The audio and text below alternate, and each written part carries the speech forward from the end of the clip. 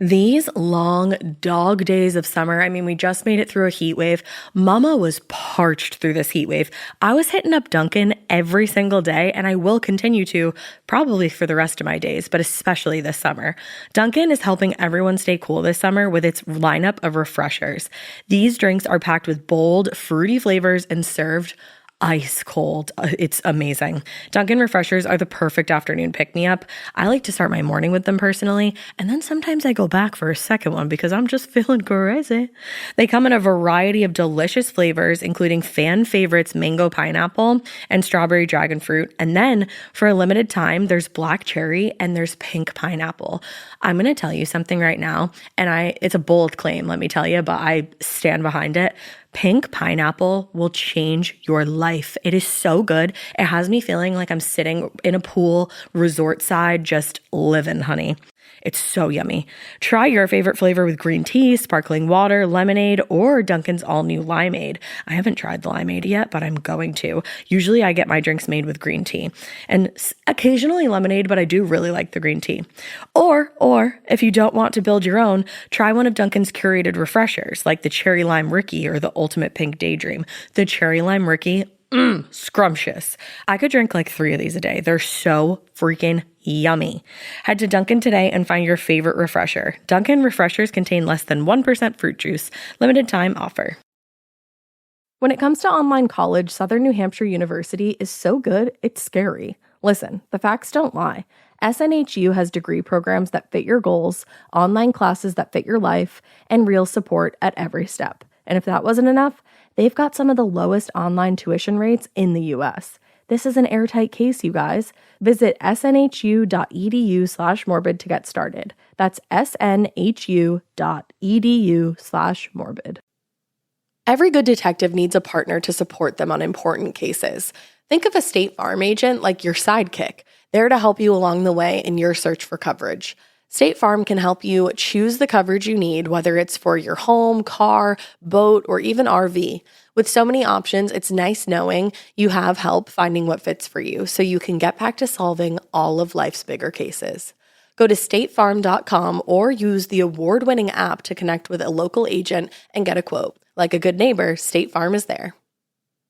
Hey, weirdos, I'm Ash. And I'm Alaina. And I'm Aliza. And this is a special edition of Morbid.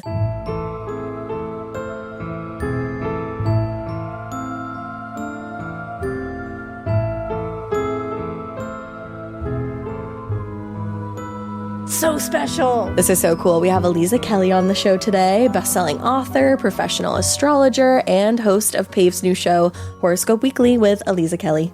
Welcome. Yay, welcome. Thank you so much. I'm so excited to be here. A fellow weirdo. Yes. I love that. A lifelong weirdo. Weirdos unite.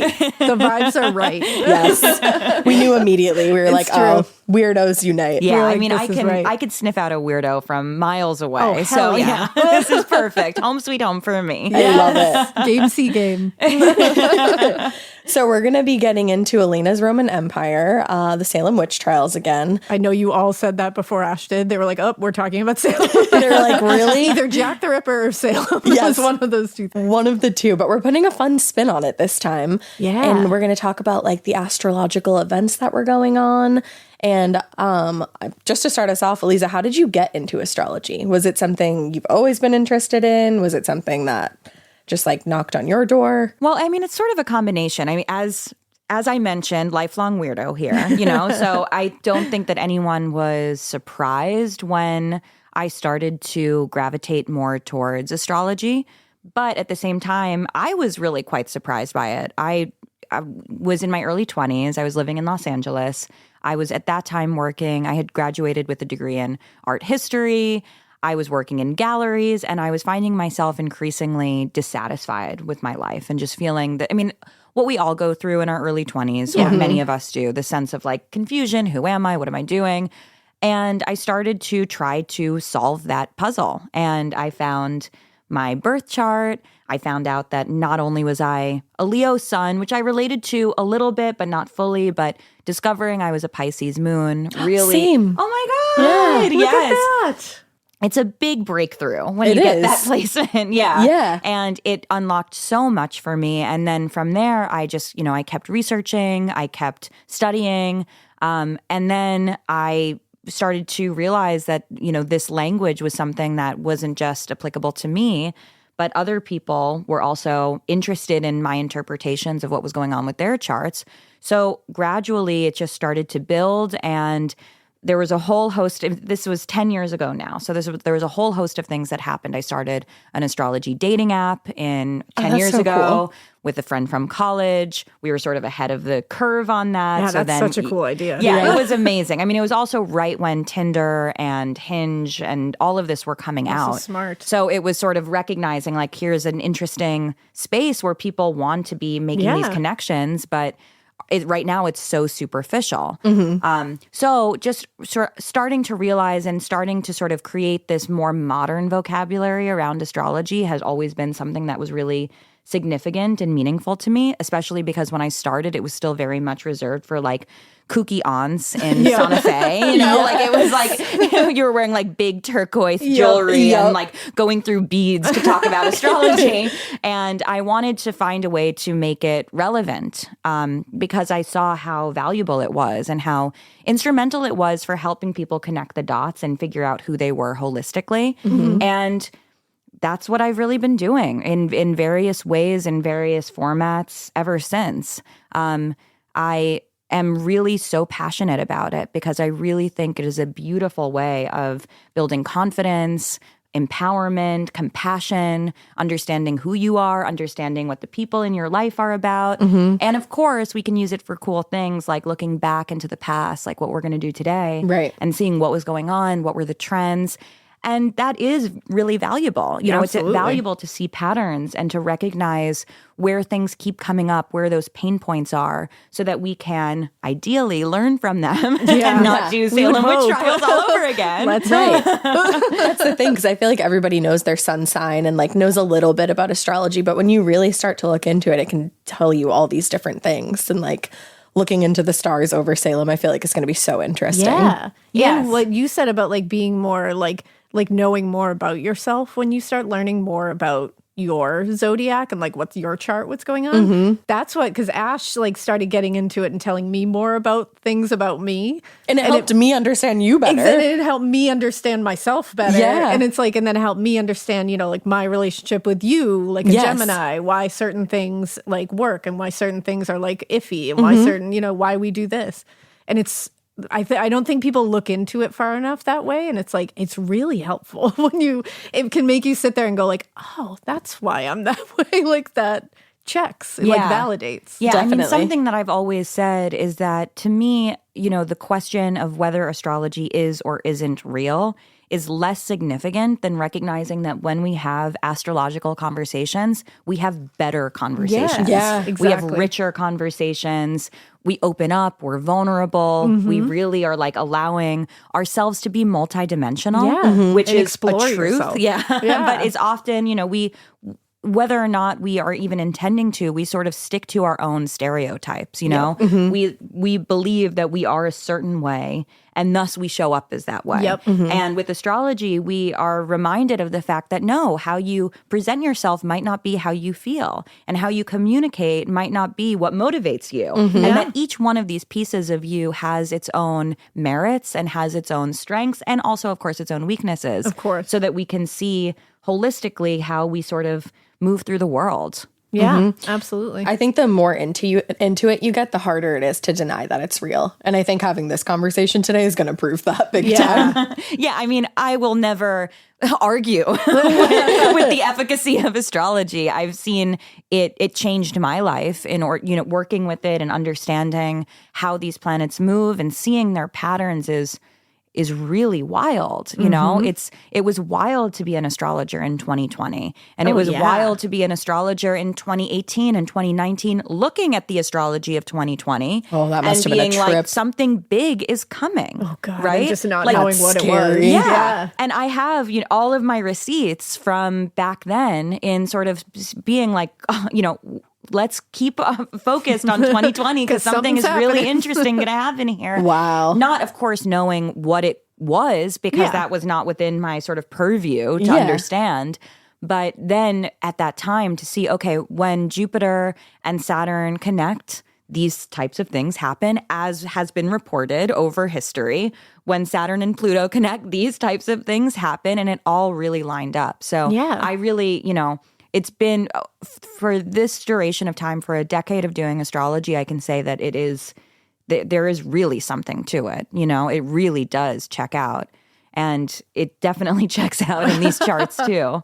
It's going to be so interesting to hear some of these things. I'm so I feel like it's excited. going to be like, ding, ding. Like all of a sudden it's just going to be like, oh, okay. So that was happening. Because it's a mass hysteria event. Right. That no one's been able to explain. I mean, people go into like the ergot poisoning theory where it's like, there was a fungus on the wheat that they were making the bread with. And Maybe made there's everybody something to it. lose it.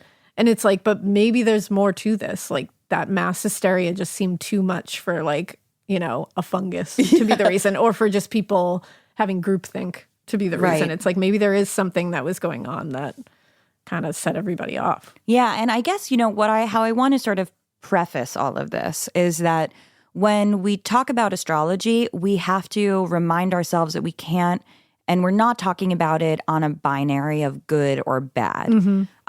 Astrology is much more complex than just there being a positive and negative, right? Yeah. Like there's lots of manifestations of how these different planets in their different zodiac signs can come to fruition. So just because if we find ourselves talking about Gemini, which we're going to, it doesn't mean Geminis are bad. our Gemini listeners are all Salem witch trial. You guys are accusers, fine. Yeah, exactly. It doesn't mean that they are the ones they're the problem, Yeah. right? It's not Is it us, me? guys. They're not the problem.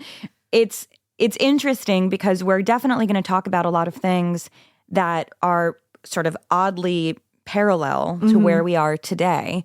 And it doesn't mean that we are currently living in the same conditions as these Puritans were living in It's how you colonial react. America, Right, yeah. Obviously, life is very different and things are very different. But what's cool about astrology is that we can start to see, well, if we take this path instead of another path, this is how these energies could play out, right? And in the case of these trials and in all of these individuals who were involved in it, they were definitely doing sort of like the less ideal version of their signs and of these definitely. planets. Yeah. But that doesn't mean that they had to. No. There was so that many was just how outside it played out factors. here in this context. So I that's mean- sort of like my disclaimer as that's we go great. into this. I mean, I will say no Capricorn to be found among this whole thing, but But that doesn't even mean anything. I'm just saying. yeah, I'm sure you have your own. You're like the Crusades I was or going to something. say, I'm sure we have some We'll find levels of something. it. We'll find the Capricorn era. We will find one. Aliza's return to morbid will be the Capricorn era. Feel like I found one. This is what you did. exactly. Can you explain exactly what a birth chart is, just in Sure. case people don't know what? Because we're going to be talking about a lot of dates, a lot of birthdays, just so people understand like what this is all encompassing. So, a birth chart is a snapshot of the sky at the exact moment of a birth or an event. That's so cool. When we look at a birth chart, we can see where all of the planets were at that moment. And each planet in astrology has a role. It has something that it's doing. It's signifying something. And then the way in which it does that thing that it does is in the zodiac sign that it occupies. So if we have the planet Uranus, which is the planet of revolution and innovation, it's going to express itself differently in Taurus, which is an earth sign. It's about sort of groundedness and practicality, versus in Gemini, which is an air sign that has to do with curiosities and innovation and new sort of connections and new ways of thinking. So when we look at all of these different planets, we're going to get a sense of what was the atmosphere, what was going on in the backdrop of this time. And especially cool. as we look to see sort of these events unfolding, what's cool and what I observed as I was pulling them is that there's sort of this crescendo that happens throughout this year. And again, there were many points where it didn't have to go as far as it went. Yep. Right. And to me, that's also really compelling. Yeah. Because there were so many points where it was like, you have this big thing coming up, and we're going to talk about what that big thing was in the year 1692. And we sort of applied this storyline to that big thing. And that's how it manifested and unfolded in this case. I'm so excited to get into this. I am Because I feel like too. this is just such an interesting way to look at this. Definitely. So I think what we'll start with is we're going to start with where it all kicked off. So the Salem witch trials began in January 1692. They didn't end until May 1693. We'll go through a few dates in between there. But I think what we'll start with is, can we start with when they all began in January? Yeah, and I love this chart because I think that this chart really sort of establishes what was happening, right? And this chart, to me, we have this January 15, 1692 date, and this sort of kicks off the story, right? So this is really the birth chart of the Salem witch trials that's a to good me. way of looking at it. It is, yeah. And there's some really interesting things. So, well, it was Capricorn season. Oh, no. Oh, we found it right off the bat. right off the first thing. That was the universe being like, sit down. Gotcha. Max, Alaina, sit down. It did start during Capricorn season. Damn. So, but when we look at something as significant as this, we're not going to pay as much attention to the personal planets, is what they're called, which are the sun, the moon, Mercury, Venus. We'll pay a little attention to Mars because it's kind of between those. But those planets that I just mentioned before, they're important, but they aren't as much of the generational backdrop as the slower moving planets. So Mars is sort of a between, but definitely Jupiter, Saturn, Uranus, Neptune, and Pluto. We're really curious about what's going on with those because those are defining what that zeitgeist is. Yeah. Okay. That's what the era is. So some interesting things going on at this time. We had Jupiter in Taurus. I'll go through it first, so sort of run down the list. So we actually, when it starts on January 15, 1692, we have Mars retrograde in Gemini. Jupiter is in Taurus. Uranus is in Gemini. That's a really important one, so flag that. We have Saturn in Sagittarius, also something to flag. Neptune is in Pisces, and Pluto is in the final degrees of being in Cancer. So all of that, each one of these planets is doing something specific and unique at this time. But when I pulled this chart, the first thing that stood out to me was Jupiter in Taurus. That's kind of familiar. We actually just had Jupiter in Taurus in the sky right now. Oh, hey. Jupiter was in Taurus all of last year in 2023. Oh, wow. Oh, So okay. That's terrifying. But that happens. That's not that crazy. That happens every 12 years. So, okay, there's a cycle around that. But then as I kept sort of poking around, I also was thinking about and anticipating that throughout this year, we're going to have Jupiter syncing up with Uranus at some point in 1692. That just happened. And that one isn't that common. Oh, that's That interesting. just happened where Jupiter and Uranus, that was April of 2024 Okay. that those two synced up again. And then as I'm continuing to go around here, I see Neptune is in Pisces in this chart. Neptune is in Pisces right now. Wow. In the sky. Wow. And that That's one weird. is really rare. That one is Wow. that's an 144-year orbit. Oh, wow. So that Really? one does not happen very often. It's very special to have Neptune in Pisces. And I would say that Neptune in Pisces is going to be plays a very significant role in all of this, in all of these trials. For us right now, Neptune went into Pisces in 2011. And is going to be leaving Pisces in 2025. So we're at the final end of Neptune's journey through Pisces. Oh, okay. I'm going to explain what this means in just a bit as well. But just sort of this is my flyby of what's going on here. The last thing that is really curious to me is that we had Pluto, which is the planet of transformation, at the final degrees of Cancer.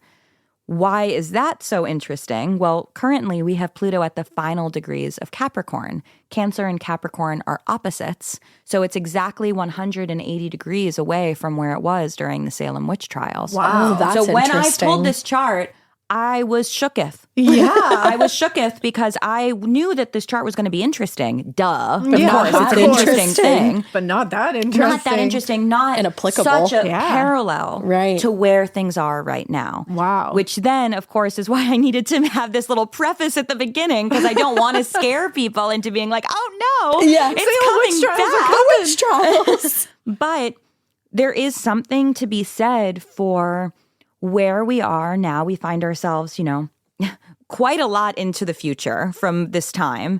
And yet somehow I can't imagine that we can relate to this story of mass hysteria and that it is something that we as a society are constantly needing to sort of check ourselves I was on. just going to say we always have to check ourselves before it tips over. Yes. Yeah. And obviously the conditions of being in colonial America are very different than today. But it is interesting how with similar sort of transits, we find ourselves almost always edging on mass hysteria. Wow. That really is wild. That is interesting. That we're just somehow better able to pull it back from the Yes. brink this Right. time. But if it was in a different environment, a different time, a different, could just series, keep going. It could Right. keep tipping over. Yes. And because we have stories like this, right? Stories like this are powerful reminders of what could happen if we don't rein it in. Yeah. Right. Like And I cautionary don't know tales. if our friends here, all of the names that we're going to start mentioning, the Proctors, Yeah. the Putnams, was there a precedent for this at that time that they were citing and referencing and being like, careful because in the year 1300 there Yeah. were these scary things like Right. Who knows? They were Yeah. so probably swept up in this moment that they weren't aware of the fact that there was a sort of a cautionary tale to be said for Yeah. it. And it does feel like there's so many, and I'm sure we'll get to it, like there's so many times during these trials where you're like, you could have stopped. Like you could have Yes. stopped. Why isn't Stop anyone here. stopping? Like Yeah. why are we taking it further? And they just didn't. They Yes. just kept tipping it over. And it they got kept making worse it and worse and worse. worse Yes. until finally it did explode. And everybody was like, wait a second. Maybe we've overdone it here. Maybe this isn't okay. Yeah, that's exactly right. So just to sort of summarize what these planets are doing here and sort of the snapshot of the sky when the trials began, there was a really interesting, we were sort of walking this line and we were at this edge between storylines, which is kind of where we find ourselves right now. With Pluto being in the final degrees of Cancer, Pluto is the planet of transformation, but it also is the underbelly of things. It really likes to go deep and expose. It's definitely very connected to sort of the esoteric and the arcane and witchy things. Love that. Yeah, love Yeah. it. I mean, witch is great. We love witches. Yeah. People being falsely accused of witchcraft. Don't love great. that. Don't love Don't it, love right? that. Don't love Hate that. that, actually. Hate it. And I feel like that's sort of, this chart wanted to understand. Yeah. This chart was really deeply trying to get to what is the truth of what is going on here. And I think that it backfired, Absolutely. obviously. I think, Yeah. It sort of, where that truth was misdirected. But I can relate to this chart in it being very curious, in it being very sort of interested in what is going on behind the scenes and trying to understand sort of the core narrative. And I think the attention was really on sort of like there's all of these weird things happening, but what's really at the root of it? Like what's the deep narrative here? Yeah. And it was this false accusation, is how they manifested that. On a good day, this chart could be occult, this chart could be witchy, this chart could be interested in journalism, this chart could be sort of spilling the tea, but it wouldn't, and exposing things, but it would do so with more morals attached to it. Rein it in a little That bit. makes sense. And it's true because this exposed so much, these trials. Like they exposed the issues with Puritanism. It exposed the issues with the colony as a whole. It exposed some, issues with the trial system, how laws that they were coming, exposed Justice. big families in Salem and the surrounding, towns that were doing things out of vengefulness and, grabbing land whenever they could. So it exposed so much. Right. Like in a horrible way. It's horrible that we had to go through all that to expose all these things, but it was a huge exposition of people for sure. Right. And that's really interesting because it's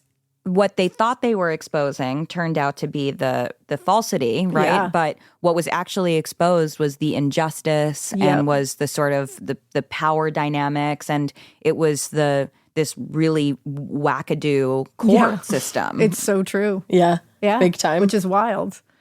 Well, and this is, so when it first began, it was basically Betty Paris and Abigail Williams who were the first accusers, and they were, they got our girl Tituba, they got Sarah Osborne, and they got Sarah Good for why they were afflicted.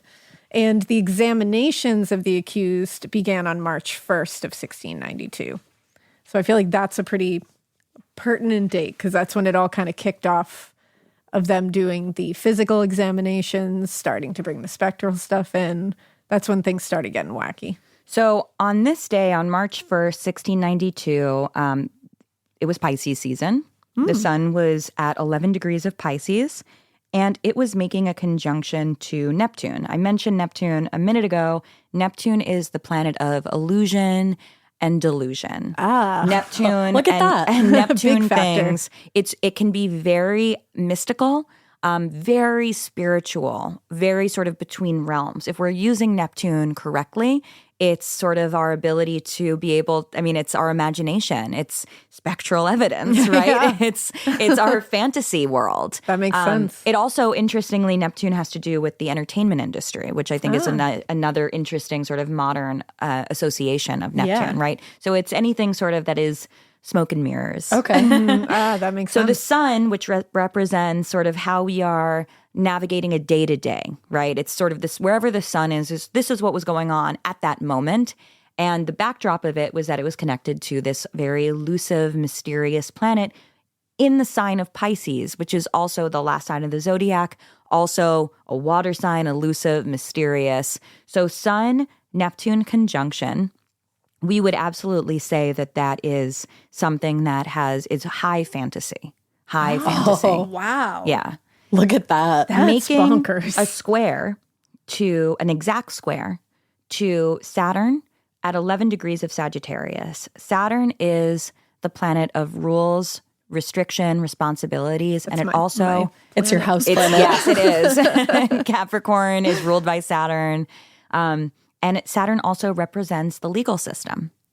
So we have this high fantasy making this really tight aspect to Saturn in Sagittarius. Sagittarius also has to do with philosophy, religion, the legal system. So we're seeing a very religious legal system. And then we have this harsh aspect, a square, connecting this like fantastical realm to the legal system and like to logic our and to our sort of rigorous religious beliefs. Wow. So It's crazy how spot on that is for everything happening. right, and I have goosebumps because the party doesn't just end there. Oh, God. Wow. So the sun was at 11 degrees, Saturn was at 11 degrees, and Jupiter was at 11 degrees. Jupiter also has to do with the amplification of things, making something bigger. Wow. So there was just the overall message of this chart was like, things are changing popping around off. here. And it's going to get Yeah. crazy. And guess what it's based on? Fantasy. Fantasy. Fantasyland. And we're going to bring it into the legal system, which is supposed to be based on logic, but it's Yes. ruled by religion here. Great. That's wow. exactly it. And Wow. throughout these charts, we see this sort of, at this point in the charts, we end up sort of losing sight of this as the year goes on. But at this point in the charts, there's this really interesting counterbalance between what is real, what can I rely on, what is factual, and then what is fantasy, right? And there's this sort of battle between these two things. And eventually we end up sort of completely surrendering to the fantasy world, yeah. you know? But as of right now, it's this tension. It's this sort of like, I want this to be a nice place to live. Like, we want things to be safe here. have to cleanse We're it. doing this for the people. Right. Yeah. The greater good. Yeah. The greater good. Yes. But I guess I should say that the backdrop of this is that we're sort of losing touch with reality We sure were. progressively. Definitely. Yeah. Absolutely. And it really is. This is when it went from like, they're afflicted. What could this be? And then accusations. And this is when it jumped up that notch to the examination period. So it makes sense that that's that like kick up to Yes. the next level. Yes. That's so scary. That's terrifying.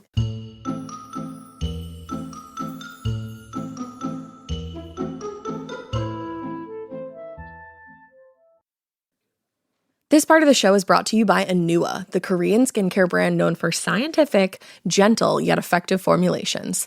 The latest from Anua is the Retinol Collagen Gua Sha Cream, a firming cream with a gua sha-shaped tip built right in. Have you guys heard of gua sha? It's that viral massage tool that moves fluid and tension out of your face.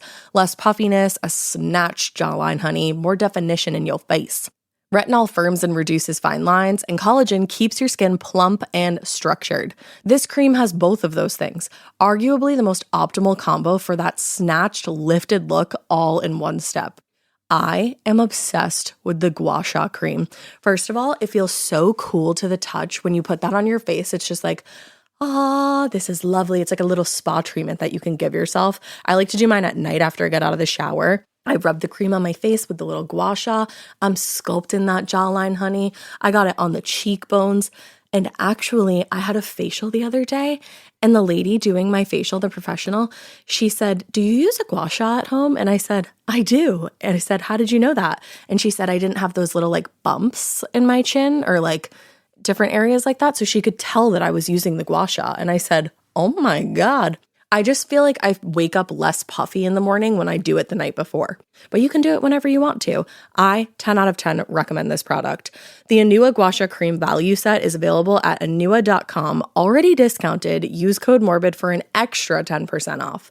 That's ANUA.com, code MORBID.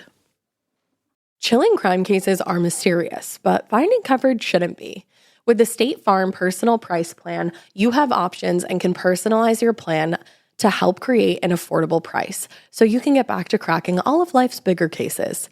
Talk to a State Farm agent today to learn how you can choose to bundle and save with the Personal Price Plan. Like a good neighbor, State Farm is there. Head to statefarm.com to get a quote. Prices are based on rating plans that vary by state. Coverage options are selected by the customer. Availability, amount of discounts and savings, and eligibility vary by state.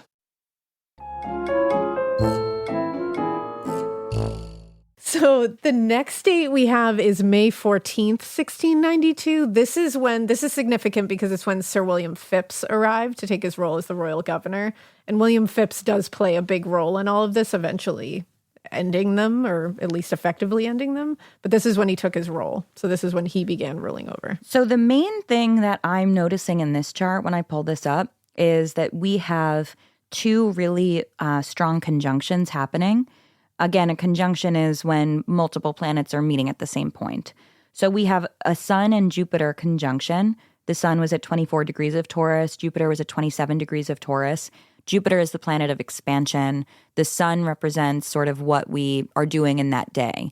So this is sort of exposing that the events that took place on this day are going to be big, right? It's sort of being like, this is important. Pay attention to what's happening right now. Interesting. Sun Jupiter is also generally considered very lucky. So there's a sort of, if you were to look at this chart, you would say there is a sort of like a something is fortunate or auspicious in the background of this chart. Another interesting thing is that Pluto, that planet of transformation that wants to get to the underbelly of things, and Mars, which is the planet of action and motivation, are connected at this time too. So simultaneously, there's something fortunate and auspicious, and that desire to want to uncover gets louder and louder. Wow. So those two stories are both very present in this chart. Wow. It almost seems like they're really... like fighting each other with him being appointed governor. Maybe that's the fortunate thing, because eventually he's going to be the one that says like, hey, this is a little crazy. Senses. But first he's fighting this whole like, is this really happening with the witches? Is it not happening? Yeah, do I bring these people to justice? Do I not? Do I want to cleanse our community? Like, do I want to go right. with this? Yeah, narrative? there is this sort of true, deep, innate desire to want to figure out what is the root of what is going on, you know? And I think that if we give this the benefit of the doubt, it's very earnest, you know? It's very earnest of like, there's something's weird here in this colony, you know? Something's off, something's rotten in the state of Salem, you know? Exactly. So what's going on here? Right. And I suppose it was pretty fortunate that, like, you know, that William Phipps was appointed governor and not somebody who would have kept this going. And maybe taken it even and maybe would somehow have a step taken it further. even further. I'm not saying he did the greatest job, but like he did, you know, I feel like somebody else could have been a lot worse. And it makes sense that he didn't do the greatest job because he's got this internal battle in the stars, and he thinks literally. he might be doing the right thing, but then realizes he is not. Yes. Interesting. A very interesting one. This one feels like it's going to be like a pretty big moment. It's May 27th, 1692. It's when 7 judges are appointed to the court of Oyor and Terminer. Oyor and Terminer, I've mentioned this in the episodes we've covered this. It means to hear and determine. And they made this for this. And it's Bartholomew Gedney, Nathaniel Saltonstall, John Hathorne, William Sargent, Samuel Sewall, Waitstill Winthrop, which I still think is a really cool name, even though not a great guy. It's a banger of a and name. William It is, Stoughton. It's a banger Undeniably of a name. great. There's some Could have cool been a names star. here. Yeah. But that's when they were all appointed to this court to oversee the trials, which is a big deal. So, I mean, this is definitely the tipping point. Feels like it would be. Yeah, for May sure. 27th, 1692. Let's never forget the date because on this day, Jupiter goes into Gemini. So Jupiter leaves Taurus, right? And we talked about Jupiter being sort of whatever is expanded. Jupiter expands whatever it's next to. So we have this expansive energy now in Gemini at 0 degrees. It just went in. And astrology heads will know that when a planet first enters a new zodiac sign, that energy is off the charts. Oh, it's like amplified. It's really... It's here to party. It's here to party. And it entered It's Gemini. very loud. And we're here to party. And guess where Jupiter is in the sky right now, friends? Is it in Gemini It's right in now? Gemini. Oh, that's why I just want to party. Yes. And it's also like kind of chaos. Yeah, it's very... I love it. It's a little chaotic. thrive in It's chaos. Brat Summer in the worst way in the state of Salem. Really it. So Jupiter is moved into Gemini, and then we have Uranus in Gemini, and then we have the Sun in Gemini, and then Chiron, the planet of, or the asteroid, the comet actually, of wounds, of our deepest wounds, is in Gemini, and Mercury is in Gemini. So we have what is called a stellium. This is when multiple planets are meeting at the same point in the sky in Gemini. And at this point, all of that sort of Taurian rationality that Jupiter was holding on to is gone. We are now in a different realm. Impulsivity station. We're in Gemini. And I want to sort of take a moment here because Gemini always gets a lot of pushback. Our Gemini friends are constantly being ridiculed. Tell me about it, sister. Yeah. Tell me about it. And Geminis are not evil. No, There's no nothing way. inherently evil No about way. a Gemini. Gemini's rule. Gemini's rule. I think that, what we should know about Gemini is that they're the first air sign. They're symbolized by the twins. And people spin that to be like, oh, Two-Face. Yeah. Jekyll and Hyde. Maybe I just have a duality that you don't understand. Exactly, because twins are not two-faced. Exactly. That's not what they are. Yes. So it's a totally wrong assertion. That's exactly right. Gemini and twins are there's separate, right? There's and what this symbol symbolizes astrologically is that Geminis are so curious, they're so interested in multiple things that they had to duplicate themselves in order for them to be able to do all of the things and accomplish all the things that they're passionate about. So it's really less about like one side and then the other side. And it's more like, if we're all so busy that we can't make time in the day to do everything, then I have to just be two people. So I can touch upon all the things I'm interested in. Exactly. Yeah. So I think that often our pushback of Gemini is really a pushback of our own duality. right? And it's more, it exposes the person who is shading on Gemini as someone who can't really handle their own complexities. So justice for Geminis. Thank you so much for that. Yes. I had to say that because we're about to really talk shit about Gemini. I was just going to say, I feel like as I say that. And moving on now. I'm not saying that Ash started the Salem witch trials, but I'm not saying it. Well, I had to say that because this is now, this is when the turning point happens, right? This is when the trials go from, we're trying to do what's best for our community into full-blown mass hysteria. Yeah, now it's witch hunt. Yes, and it's gossip. Because that is one of the, we can't deny that Geminis love the tea. Oh, Every I love sign a good gossip. has a trait that could be taken either way. Yeah, it's true. So in this case, what's really interesting to me is that, and we mentioned this at the beginning of the episode, this Jupiter-Uranus conjunction that is looming in, it's coming in the year 1692. We're working towards this Jupiter-Uranus conjunction. The same Jupiter-Uranus conjunction we just had in April of this past year. Wow. However, we had it in the sign of Taurus. Now, in 1692, it's happening in Gemini. Uranus will be in Gemini in 2025. But we will, or 2026, but we will cross that bridge when we get there. As it comes. Yes. I'm so scared, y'all. We're all ready. So Jupiter and Uranus are coming together, or they're soon to be coming together.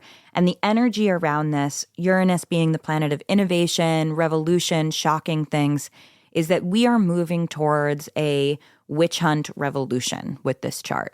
And the judges being appointed to this court is really marking a new era for what this place is going to be, what the standard, what the precedent is. So as we will soon see, laws come back, right? Yeah. Laws that had been overturned come back into the fold. And that's because it's a revolution. They're not seeing this as something that's a regression. No. They're seeing this as something that is actually really innovative. Yeah. Wow. Which is new rules, new way of doing things. And they see themselves as being highly progressive for how they're approaching this. That makes sense that they saw it that way. Yeah, it really does. It does, absolutely. And again, we see the stellium in Gemini is now making an opposition to Saturn and Sagittarius, which we talked about before as sort of our anchor of what the legal system was. An opposition is 180 degrees apart, so it's sort of being pulled in different directions. On one hand, we have we want as much information as possible, says this Gemini stellium. Come in with all of your freaky ass spectral evidence. Whatever it is. Whatever you have, bring it. We'll listen to it we all. Will listen. We'll listen. We'll listen. We love it. We will hear and determine. Yes, the tea. And there's no rules to what it could be because the evidence can come from any place in any way whatsoever. Meanwhile, Saturn is now outnumbered with all of this. So Saturn and Sagittarius is okay, well, if this is going to be the philosophy, if this is going to be the court system, so be it. Right. So Saturn now has to sort of bend to all of these Gemini planets, and it's changing the structure of the court because of it. Wow. That makes so much sense. It does. It really does when you lay it out like that. And it's so interesting when you said it entered at 0 degrees and it all just pops off from there. Yeah. And it gets more intense as we go. Yeah. So absolutely. It makes sense. You already mentioned on June 8th, 1692. My birthday. Ash's again, I'm not saying Ash started. I'm just kidding. Justice for Gemini! But that's when they did bring back an old Massachusetts law that was made obsolete by another law against hangings. They bring that back to allow execution by hanging now. Yeah. So they were I know we got rid of that when it's obsolete. We miss it though. We're going to pull that back in here because why not? Yeah, and for them, they're no, this is modernity. Yeah, look at us. Look at going us. into the future. Yes, and in this futuristic utopia, we recognize that the witches are among us, and to protect our community, we got to be executing them left and right. We're the heroes. We're Get hip heroes. to this. Yeah. Let's go. And I think, of course, this is such a cautionary tale of how at any point in time, something that then you look back and you're like, that's barbaric and bananas. Yep. At the moment felt really innovative and progressive. Like we're doing what we need to do to keep everyone safe. Yes. And I don't think that it was even, looking at these charts, I don't think that there was even a consideration of the fact that they were doing something cruel and unusual. No. Wow. And you can tell they didn't feel that way. And it's interesting for me because, there's a different version of this story with planets in different signs, right? Where we might interpret more of that sort of like they were getting freaky, like they wanted to really they wanted to be experimental. Right. But like this is really like we think we're doing the right thing. We think we're being progressive. We want to collect all of the data. We want all of the information and we're going to be the leaders in the colony. Yeah. We're going to show everyone else how to do things. Yes. And we're not going to have this issue again. It's going to go perfectly fine. Yeah. Don't What worry could about it, go wrong? everyone. Yeah. Because it was literally only 2 days later, on June 10th, is when they had the first execution of Bridget Bishop. So right away. It was like jumped bang, right bang, in. boom. Yeah, they brought in this law and then they immediately put it into motion. They were like, whoop, 2 days later, we can hang someone. Yep. Like crazy. Yeah. And at this time, we have that same sort of that motion, that movement towards Jupiter, Uranus, and that conjunction is we're actually at the height of it. Jupiter is at 3 degrees, Uranus is at 6 degrees. They're only 3 degrees away from each other. Within the week, they're going to be forming that exact conjunction. That's wild. And again, 3 days after that, so within that same time period, span, yeah. That's when the church, the Salem church, excommunicated Rebecca Nurse, who was this like pious church-going woman who everyone loved. We'll get into her because I have like a special place in my heart for Rebecca Nurse. Justice for Rebecca. Justice for Rebecca. But they excommunicated her in the same week. So it's like when all that was going on, it was just going up and up and up. And again, probably thinking they're doing what they need to do to keep the church clean. Setting the and new safe. standard. Setting that new standard that like you're going to be excommunicated if you are accused of this. Right. Which is so scary. Right. And what we see in that case is that even though this very pious woman and community member who was very beloved was, it was unfathomable to think that this person could be a witch because this data is being presented. New types of evidence, new types of material that Gemini, like, I want to hear it. I want to hear it. Bring it, bring it. Unvetted. Just Yes, give me it raw. unvetted. Like, Which again, and it's haunting for me because here I am, an astrologer, and it's once again an election year. And all I want to remind people is that with Jupiter and Gemini right now, make sure that you are really looking at the vet your sources. information. Yes. Do we know how to tell whether something is propaganda or not? absolutely. So important. And it's the same thing here. The Yes. exact same, except they were just letting it all through. Yes. That's crazy. And especially, we have these similar sort of parallels happening. I have no problem with AI. Like, I'm not one of those people that thinks that AI is going to, maybe I should think it's going to take over more, frankly. I don't know. You never know. But with all of that, it's right now being deemed as very innovative, right? It's being deemed as very progressive. feels very much the same.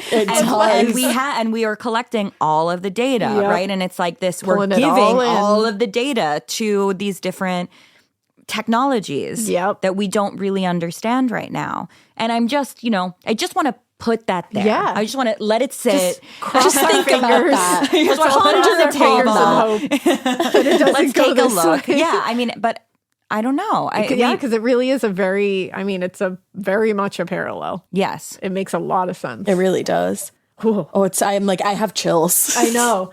And that was like a short period of time. That's like, in June, like bam, bam, bam. They were getting this started. And clearly a lot happens throughout the rest of the year, but we're going to bump it to September of 1692 because I think that's when things started shifting the other way. That's when we went through all the turmoil that had been clearly building up to a crescendo at this point. But in September of 1692, the Court of Oyer and Terminer stopped meeting. because that's when people started going, wait a second. What are we doing here? You're not hearing and determining anything. You're hearing everything and determining nothing. And really only determining one thing. Yeah, it's Everyone's we got to witch. change this. So It is interesting now that when I hear you say that, as we're talking about Gemini and Sag, the hearing and determining. I mean, I feel like that is the spirit of the Gemini and Sagittarius axis, is hearing That's and so determining. crazy. Yeah.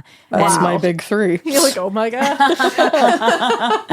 But less determining, more hearing. More hearing everything. Yeah, Unvetted, unfiltered. Not enough Sag energy. Yes, taking it all we need in. more of the Sag. Saturn was in Sag, but it was being totally outnumbered by all of the Gemini. Mm-hmm. So That now makes it's, sense. but interestingly, at this time, you know, that conjunction, we are sort of moving away from it. That conjunction between Jupiter and Uranus had happened. Jupiter is now at 20 degrees of Gemini. So that stellium, that big, you know, I'll show you guys the chart, but like it's in on May 27th, when those judges were appointed, it's like a massive amount of planets like a pooling cluster. in one area. By the time we get to mid-September, it's dissipated. There's no more stellium. It's all sort of broken up. It's a much more, I don't want to say there's nothing abnormal about a stellium, but it's just a much more well-balanced chart. Yeah. That makes sense. And interestingly, Saturn has more agency and control again now in the chart. Oh, okay. Because it's not being outnumbered by all of these, you know, heavy duty Gemini placements that are sort of pulling at it from the other direction. So now the loudest aspect is actually the aspect between Uranus and Saturn. Uranus is at 9 degrees, it's going retrograde. Saturn is at 6 degrees Sagittarius, so we have a Uranus-Saturn opposition. Saturn has more power. Saturn has more strength to be like, what's going on here? Wait a Let's second. take a relook at all of this. We need to stop hearing everything. Yes, more determining. More determining with facts. Also, on this day, the moon was in Sagittarius as well. So the moon and Saturn were working together to be like, cut it. That's out. really My guy, the interesting. moon, We came love the in moon. and was Oh like, yeah, this is insane. yeah. The moon comes through. Wow. So yes, I mean, it's definitely, things are very, in a short amount of time, the sky is really different. Wow. And it just, when you look at the events, it just makes so much sense. makes that it was perfect like sense. building, and then it just kind of like slowly dissipates. Because Right. it does Yes. feel like it suddenly slowly dissipates. That's exactly what happened. I mean, if you were to show me these charts with no sort of events associated, I would be like, whoa, What were happened we there? working up towards? Yeah. And then I would see the drop off. It slowly trickles You're like, oh, off. everything's fine now. Yeah, like, okay. but what was going on there? What's that over there? That little one in the middle. Is everyone all right? Oh, over Salem here? witch trials. Who made it out of that? And then the next thing, and this kind of goes back to our Governor Phipps, our friend Governor Phipps over there, who apparently there was fortune in the sky when he Right. became governor. On October 29th, 1692, that's when after the court stopped convening, he ordered a stop to any more arrests in the trial for witchcraft. He didn't want anyone else arrested for it. And he later would, in the following year, he later pardoned everybody remaining in jail. So he did do his part to make sure everybody was let out. Yeah, just about 6 months after he stopped. But it any more began arrests. October 29th, 1692 is when he stopped the arrests. So no more witchcraft arrests were going to happen. It's interesting, you know, obviously we know that this date is very close to Halloween. For me, you know, just spiritually, I think that that's really interesting because that marks it's a threshold. You know, Halloween, October 31st is the halfway point between the autumn equinox and the winter solstice. And it's, you know, known to be this sort of transitional time. So I just think that it's interesting that timing is sort of like so close to Halloween that we say like, this is enough. You Yeah. know, like Yeah. this is spooky in the worst way. Yeah, we We're gotta not get going out to of make this this. spooky anymore. Yeah.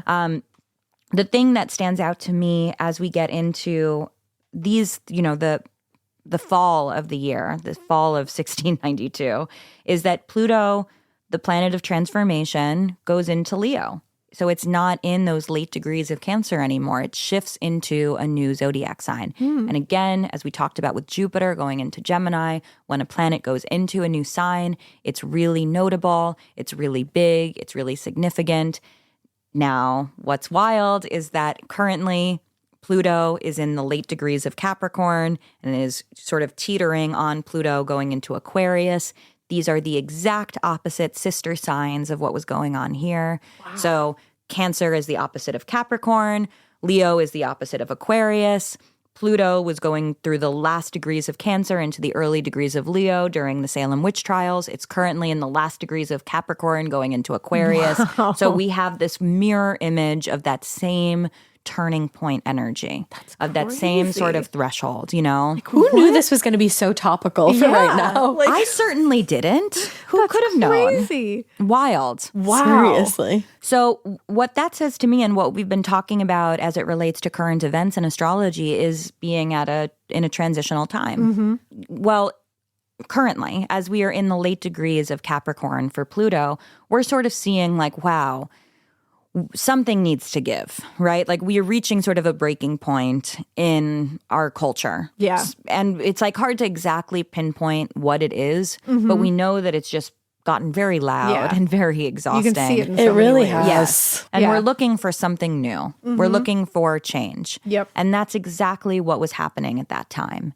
Wow. Pluto was entering Leo. It was saying this has to be a new era. There has to be something new that we are exploring societally and culturally. So it doesn't surprise me that at the same time that Pluto is moving into this new zodiac sign, which, by the way, it spends 20 years in a zodiac sign. So it really, drives a point home before leaving and entering something new, is that we're saying like, actually, maybe this isn't the vibe. Yeah. Turns out. You know what? Maybe we were like Turns super out. duper wrong here. Our bad. And as you'll see, a lot of the people in this are just like, oh, yeah, We messed up. Like, that was not good. Yeah.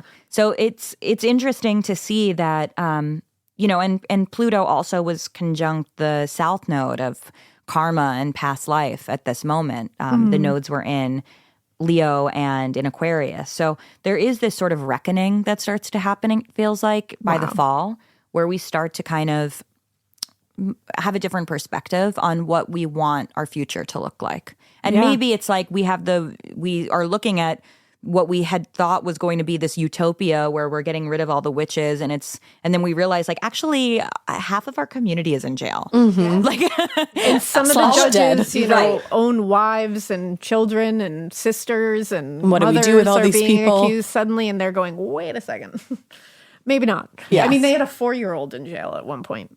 They had a 4-year-old in jail with her mom, and she was accused of witchcraft by Ann Putnam, by the way. And Putnam's the worst. We Fuck hate Ann her. Putnam. But she accused a 4-year-old, and they had a 4-year-old sitting in jail for like a year.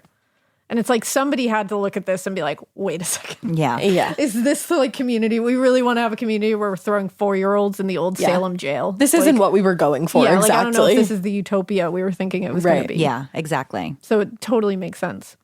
Speaking of So- Ann Putnam, Speaking of Ann Putnam, this was just an interesting one to me because like I am so focused on how much I hate Ann Putnam. My hatred love of her. that you hate Ann Putnam We so hate her a much. lot. I have such a grudge against Ann Putnam. But in August 25th, 1706, so many years after this, or a few years at least, Ann Putnam finally says, well, maybe I made all that shit up. Oops, sorry. And she did this because she wanted to get into a church, and the church was not going to let her unless she admitted all her sins. That was a pretty big sin. And I thought this was an interesting one. I'm curious, do you know if did the church at that point say that they recognized that this was all a disaster? I think it was part of the reckoning of everybody saying that we realized that the intentions might have been pure at some points, or what they think are Puritan. pure. Exactly. Pure, exactly. I think they also recognized that maybe they had a bunch of bored little girls on their hands, and that these little girls took it too far and didn't know how to stop it. So I think they were giving her the opportunity to say, we'll pardon you for your sins, but you need to come to Jesus moment and tell us that what you did was wrong and that you knew it was wrong. Mm-hmm. And she obliged. And she did. She said she did it. She said she made it up and she was sorry for it. But it was all too late. I was like, ooh. Yeah, I mean, it's interesting. So at this time, a considerable amount of time later, over 10 years later, Saturn is now where Jupiter and Uranus were back then. So Wow. it's, Saturn That's has crazy. that perspective. It's now gone through half of the zodiac sign. And Saturn is, it has to do with discipline, right? And and our responsibilities and maturation. So it's almost like at that time we all, and the chart of this moment was one where we had a different perspective on that Gemini craziness. Chaos. The chaos of Gemini. Yes. That makes sense. That does, yeah. Because it's like she had, I'll give one little inch here and say, like, Guys, this she is had huge. she had to have a little bit of a maturation here to like at least know. I still think it was selfish, and I think it was Selfishly maturity to know motivated. that she wasn't going to get into this church if she didn't do what they asked her to do. But it makes sense that it has to do with Saturn. Yeah.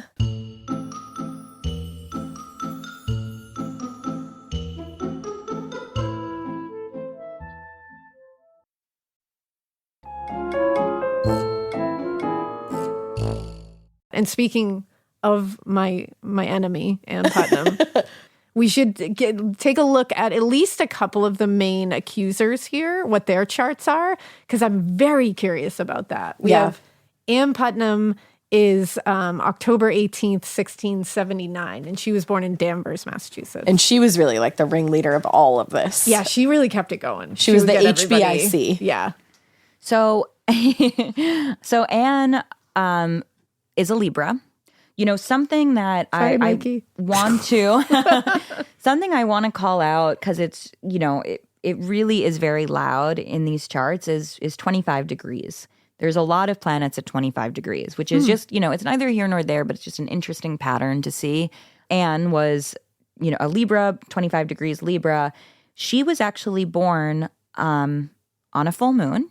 And not just a full moon. It was a lunar eclipse. Oh. So that's really compelling to me because when we have someone born on an eclipse, that we know eclipses, they're really Loony. intense. They're loony. They're high energy, right? Mm-hmm.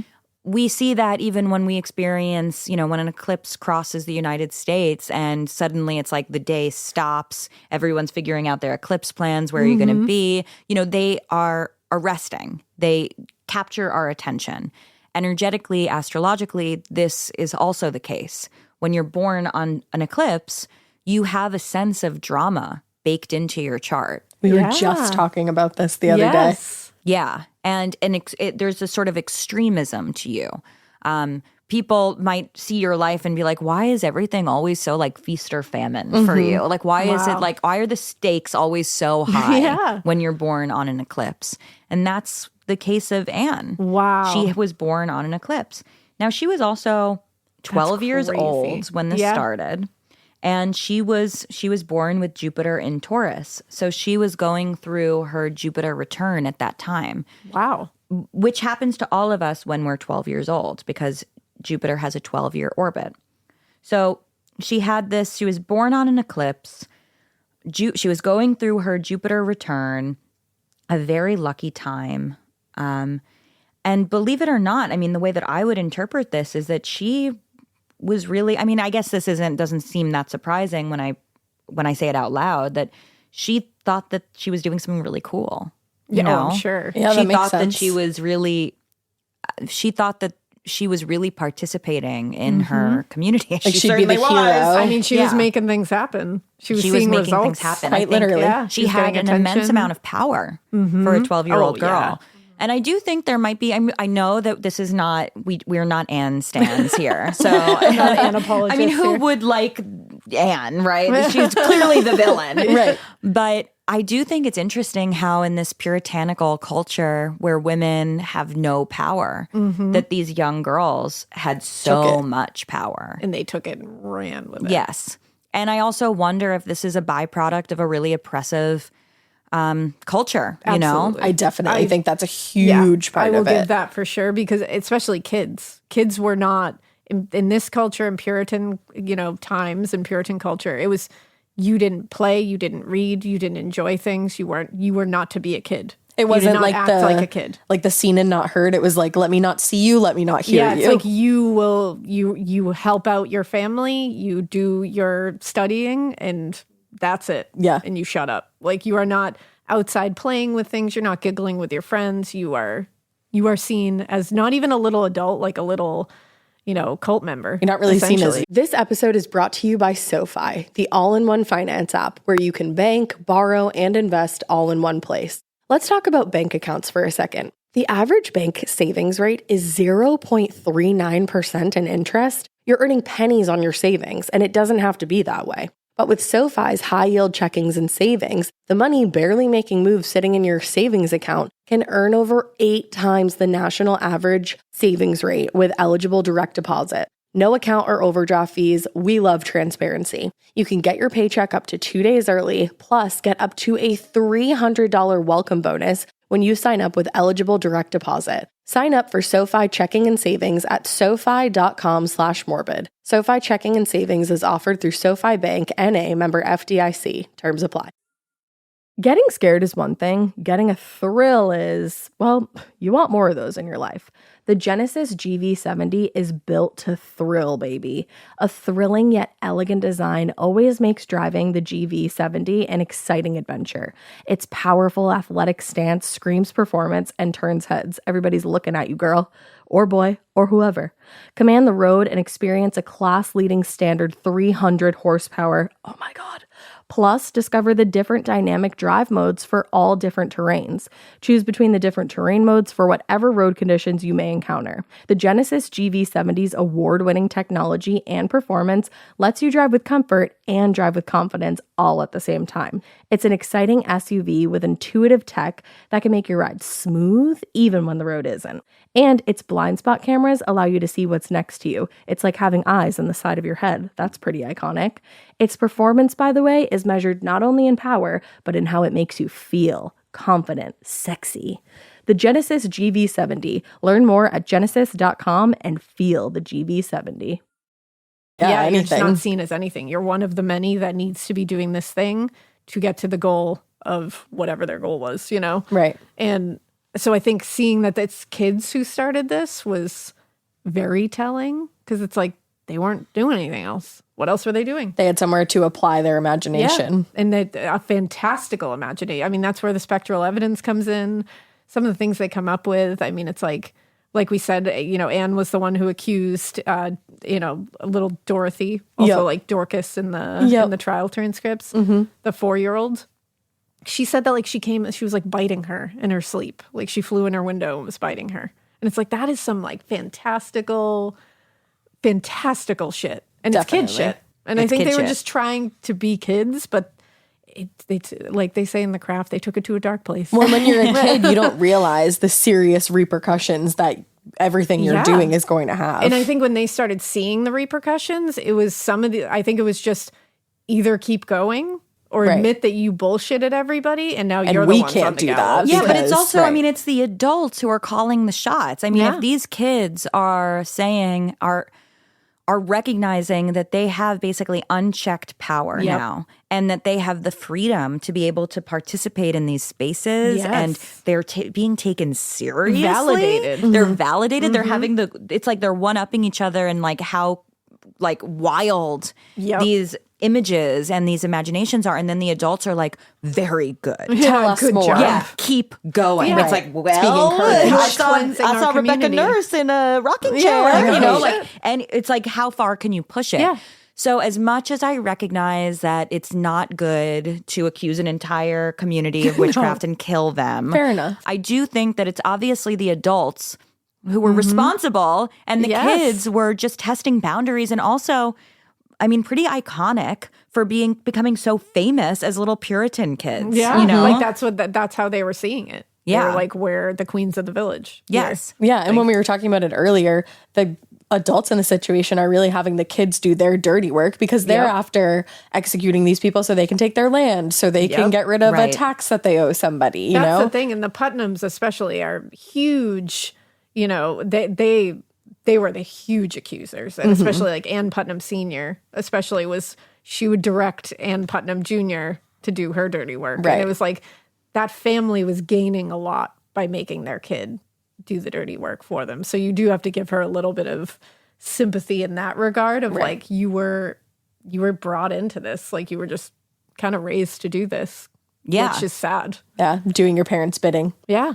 Like, is she still an asshole? Absolutely. But she was kind Are of we made still to going to be wear an our asshole. fucking Putnam sweatshirts? Yeah. But like she was made to be an asshole, you know? Like It's like a true. lot of the cases we see where it's like, yeah, I feel bad for the kid, but this kid happened to get a lot of people killed. Exactly. Yeah, and you know, there is something, I think, if we think about this karmically too, being born on a lunar eclipse means that the nodes of destiny and fate are right next to your sun and moon, which are some of the most sort of prominent placements in our charts. You know, we know our sun, moon, and rising signs. So her sun and moon are directly connected to, her sun is connected to the north node, her moon in Aries is connected to the south node. These are karmic destiny points. And in addition to those placements being there, she also has Chiron, the wounded healer, there. I mean, one could look at this and be like, yeah, it was horrible what happened to her, that she then had to live with the guilt of having killed all of these innocent people, but in doing so exposed that, you know, this was not the utopia that they were trying to create. And really, like, I mean, massive changes in the court system coming out of the Salem witch trial. So it obviously is a tragedy to lose so many people to this, but it also, perhaps there was an inevitability to it. If this was the system, something bad was going to happen, right? Yeah. And it was someone like Anne who sort of brought it to that tipping point to expose the injustices. So it was like a byproduct. A byproduct. Very much so. Yeah. Well, I think another one we could talk about. So Betty Paris and Abigail Williams are the other two I think we'll touch upon because they were the initial accusers. Yeah, they were the big, I Even think they were called the before Salem Anne. 3. Yeah, they were definitely. So Betty Paris was November 28th, 1682. And she was born in Boston, Massachusetts. But we don't claim her. We do not. Understandable. Well, she was born during a new moon. So we have another very strong lunar energy here in this chart. She was also 9 years old, right? Yeah, she was young. Really little. 9 years old is so young in life, but also astrologically that what was happening in her chart at that time was like not that different from what was happening from when she was born. You know, like 9 years is, you don't have that many transits having taken place. However, the transit you do have at exactly 9 is you have your nodal opposition. So again, talking about the nodes of fate, she was born with her north node in Leo, her south node in Aquarius. At that time, it was the opposite. So the south node was in Leo and the north node was in Aquarius. So at that moment, there was this turning point of like, what is my destiny going to be? Believe it or not, the first time we encounter our destiny is when we're 9 years old, according to the nodes. That's crazy. Yeah. Wow. And then it seems like she was then plucked away from this, from the whole, she was like sent to live with family. Yeah. They were Yeah. like, you don't want to see what's going to happen. they were I like, think her this is gonna parents get were like, wild. you don't need to hang out with Anne anymore. Yeah. So it's interesting that she sort of made her mark, this little Sag, new moon Sag, sun and moon in Sagittarius, going through her nodal opposition, did this thing, and then was sort of removed from the scene. Yeah. So she didn't actually have to be involved in the trials beyond that time. That makes sense. That is interesting. Because her dad was a big player in the town. Right. Samuel Paris, I believe it is. He was a reverend. So he was, I think they were like, you know what?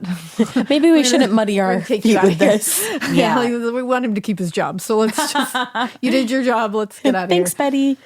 And then Abigail is someone that we have another stellium with. So Abigail was born with Venus in Cancer, Saturn in Cancer, Pluto in Cancer, the Sun in Cancer, and Mercury in Cancer. So An emotional girly. It's an emotional girly, yes. And as we've talked about, when we have a stellium, a concentration of energy, it just is intense. You know, it's sort of everything is pooling in these places. So with all of this in Cancer, it's like, you know, Cancer is associated with the mother. Cancer is associated with our home, with our family, with our values. So it does not surprise me that it was the sort of like, I'm doing this for the fam. I'm doing this In our shared value system. in our as a shared community. value system. And I would not be surprised if this was also coming from, you know, if this was being supported by her family. Oh, yeah. And Which I'm sort sure of it was. encouraged by her family. That makes a lot of sense. That definitely does. Damn. It makes me feel kind of bad for them. You're like Only a little another bit. human. I would say that we can feel bad. I mean, it's interesting because there's like a whole other take on this where it's like these were the witches, these little girls who because what is a witch? I mean, it's usually women who are trying to figure out where their power is and to reclaim their power. And these girls certainly figured out how to have a lot of fucking power in their community. Definitely.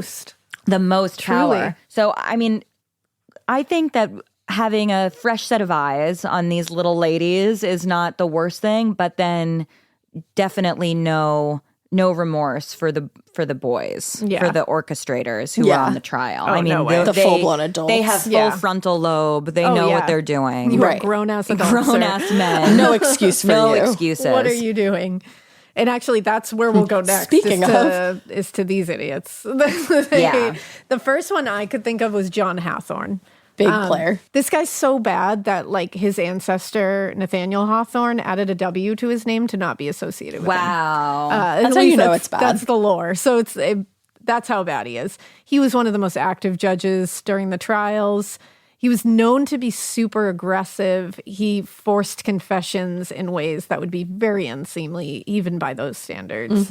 He was super, super religious. And so he took this whole thing even more seriously than a lot of the other ones did. He was the one to condemn Reverend George Burroughs to death, which is very interesting that a very religious man would condemn a reverend to death. He also never showed remorse. Even after the trials were done, never apologized, never said that he was wrong in anything he did. He ended up dying at the age of 76. He's buried in that old Burying Point Cemetery on Charter Street in Salem. So that's an interesting grave to visit. It's take chilling. a moment. It's a very chilling grave. But yeah, he's one of the worst for sure. Well, I would it surprise anyone to find out that he is a Leo? Oh no. There it is. So John was born on August 5th, making him a Leo sun. He also has a moon in Leo, so he was born on a new moon.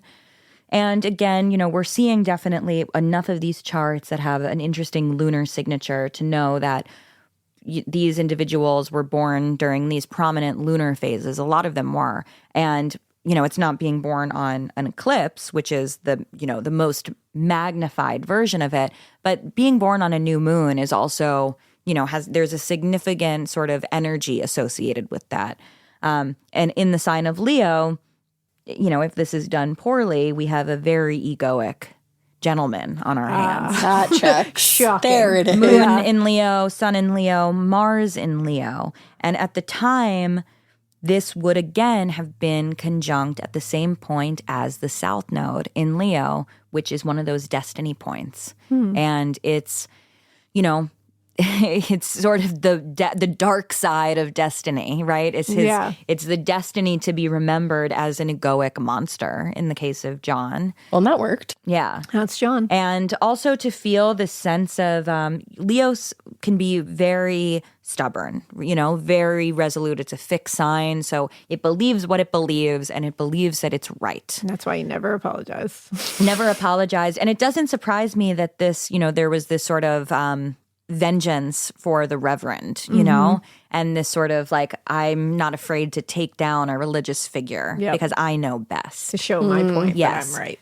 Yes, and to be bigger and higher than, because that is its own sort of egoic expression is to be like, see, you all thought that this was a pious individual, but I as a judge am above this alleged pious individual, and I say they're a witch. And I know better. Yeah. That's fascinating. That is fascinating. Oh, don't get wrapped up with a Leo. John's the worst.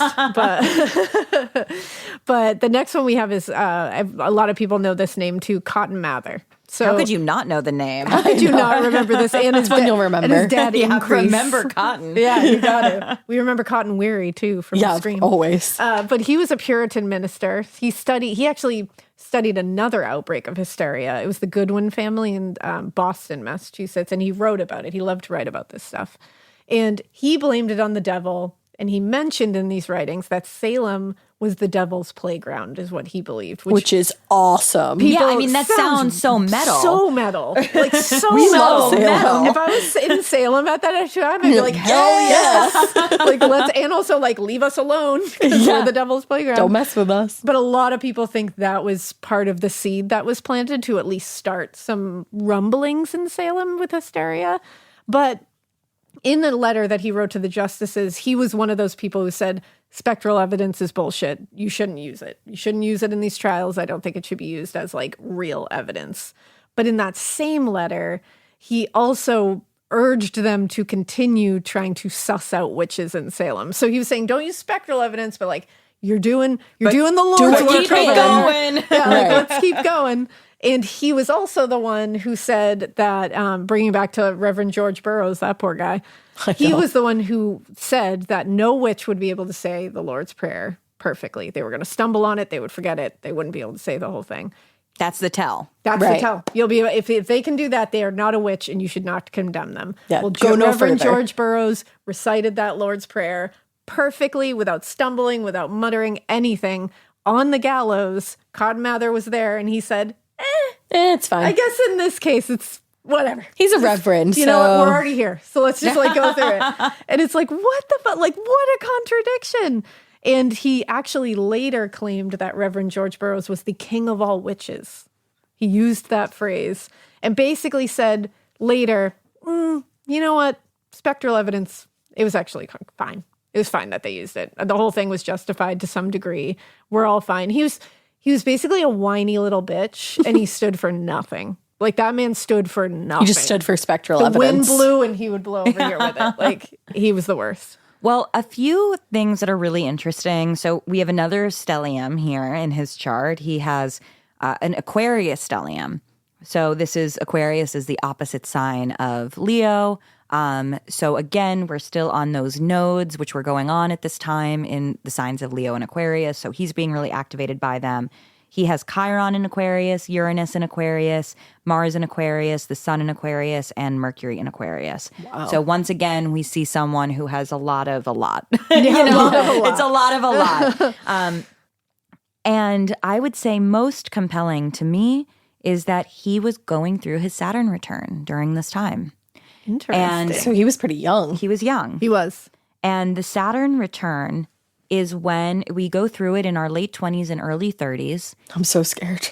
Buckle up, baby. I know. Careful of that spectral evidence. I know.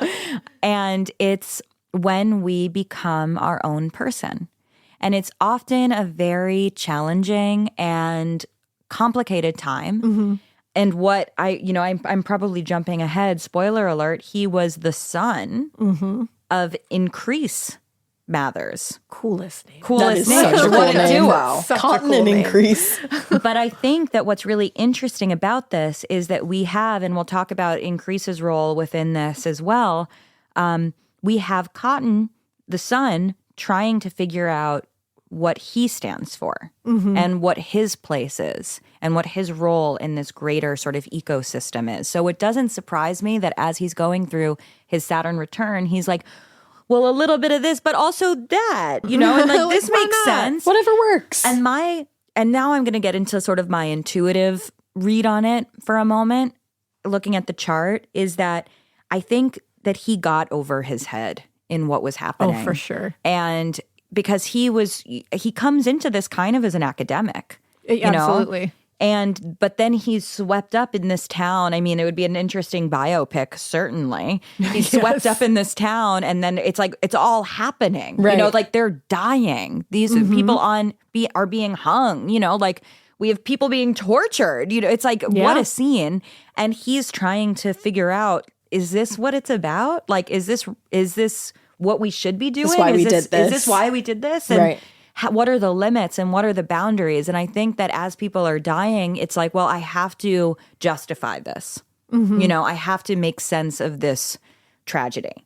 So, yeah, I mean, he's the king of witches. That's why he can say the Lord's Prayer so easily, is because the devil is speaking right through him, and the devil is, a trickster. So, of course, in this case, this is an exception to the rule. Yep. But I think that this is the chart of someone who is really trying to figure out, who he is and what his place is in society and how he can be the most useful and how to sort of bring these pieces together. Another thing that's interesting is that he was born during the Jupiter-Saturn conjunction. That's a 20-year cycle that happens every 20 years.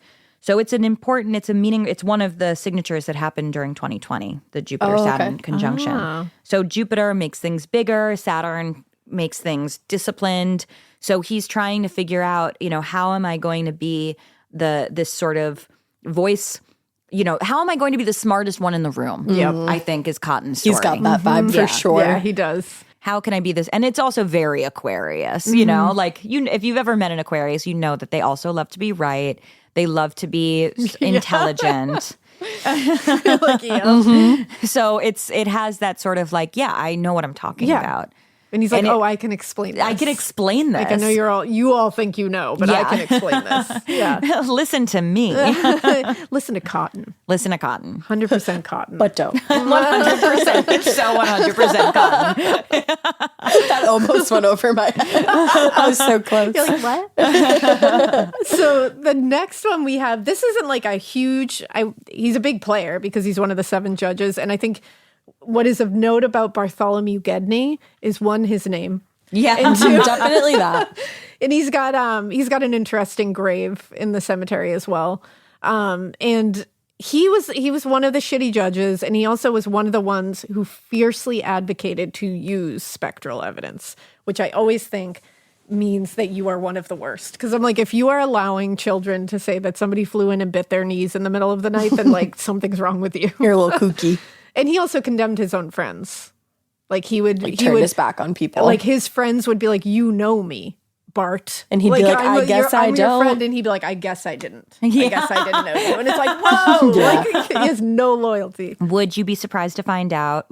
Well, let me ask you. I hear a lot of hearing, which we know now is the Gemini stellium, and Barty was a Gemini. No. Sorry. Bart June 14th, 1640. See, him turning on his friends doesn't give us a good rep. No, it doesn't. I didn't know you at all. But it doesn't, I think it makes sense for as we are sort of creating the archetype for the Gemini stellium energy of this time period, right? It's like, give me the most. And in his case, he was like, "You're my friend, whatever.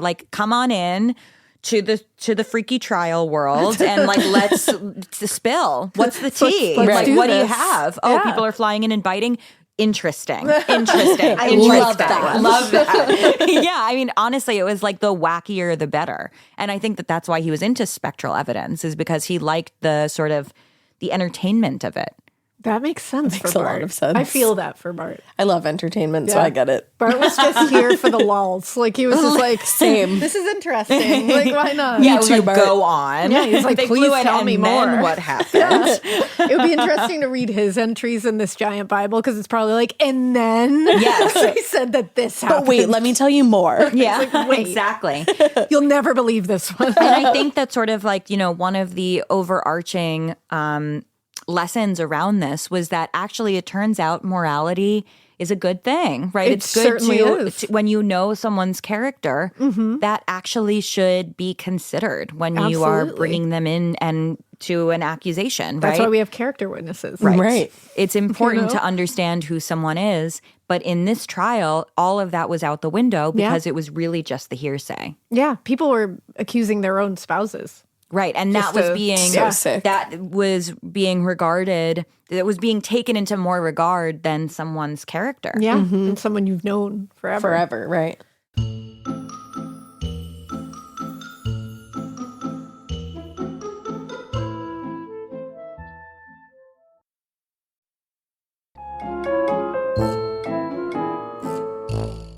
Well, one of the worst ones, I would say, it's definitely the Corwin family. Yeah, they popped off. A lot of people know the witch house in Salem. That's, the Jonathan Corwin house. He actually, there was so many quote unquote witches being brought in to be examined during this time, because they're picking everybody. We hear about the ones who died at the gallows, but there's so many who died in jail. There's so many who were put in jail and somehow got out of it. But there's a lot of victims here. so many people were being accused that he opened up, he's so friendly and loving and cozy. So accommodating. He opened up his home and said, "Oh, I can conduct examinations in here since I know we're So gracious. We're so busy. Like, I'm here to help." And there's some like crazy stories about him in that house. And he would also undertake the examinations himself, which is a whole different vibe. Very pervy energy. Very Super pervy energy. Like, I don't like it. The energy in that house is messed up. It's gnarly. Yeah, it's dark energy. And a lot of his family was embroiled in the whole accusing process. A lot of his children were, quote unquote, afflicted at times. So that was a whole thing. And he never apologized for his role in the trials either. He was one of the ones that stood by and said, nope, it was right. What's interesting is that as we're talking about this, there's what I'm sort of noting is that as you're mentioning these different judges who never apologized, it's a lot of fixed signs. So we met the Leo. Stubborn. Yeah, we met the Aquarius, and here we have the Scorpio. Ah. So we have another stellium here with Jonathan Corwin.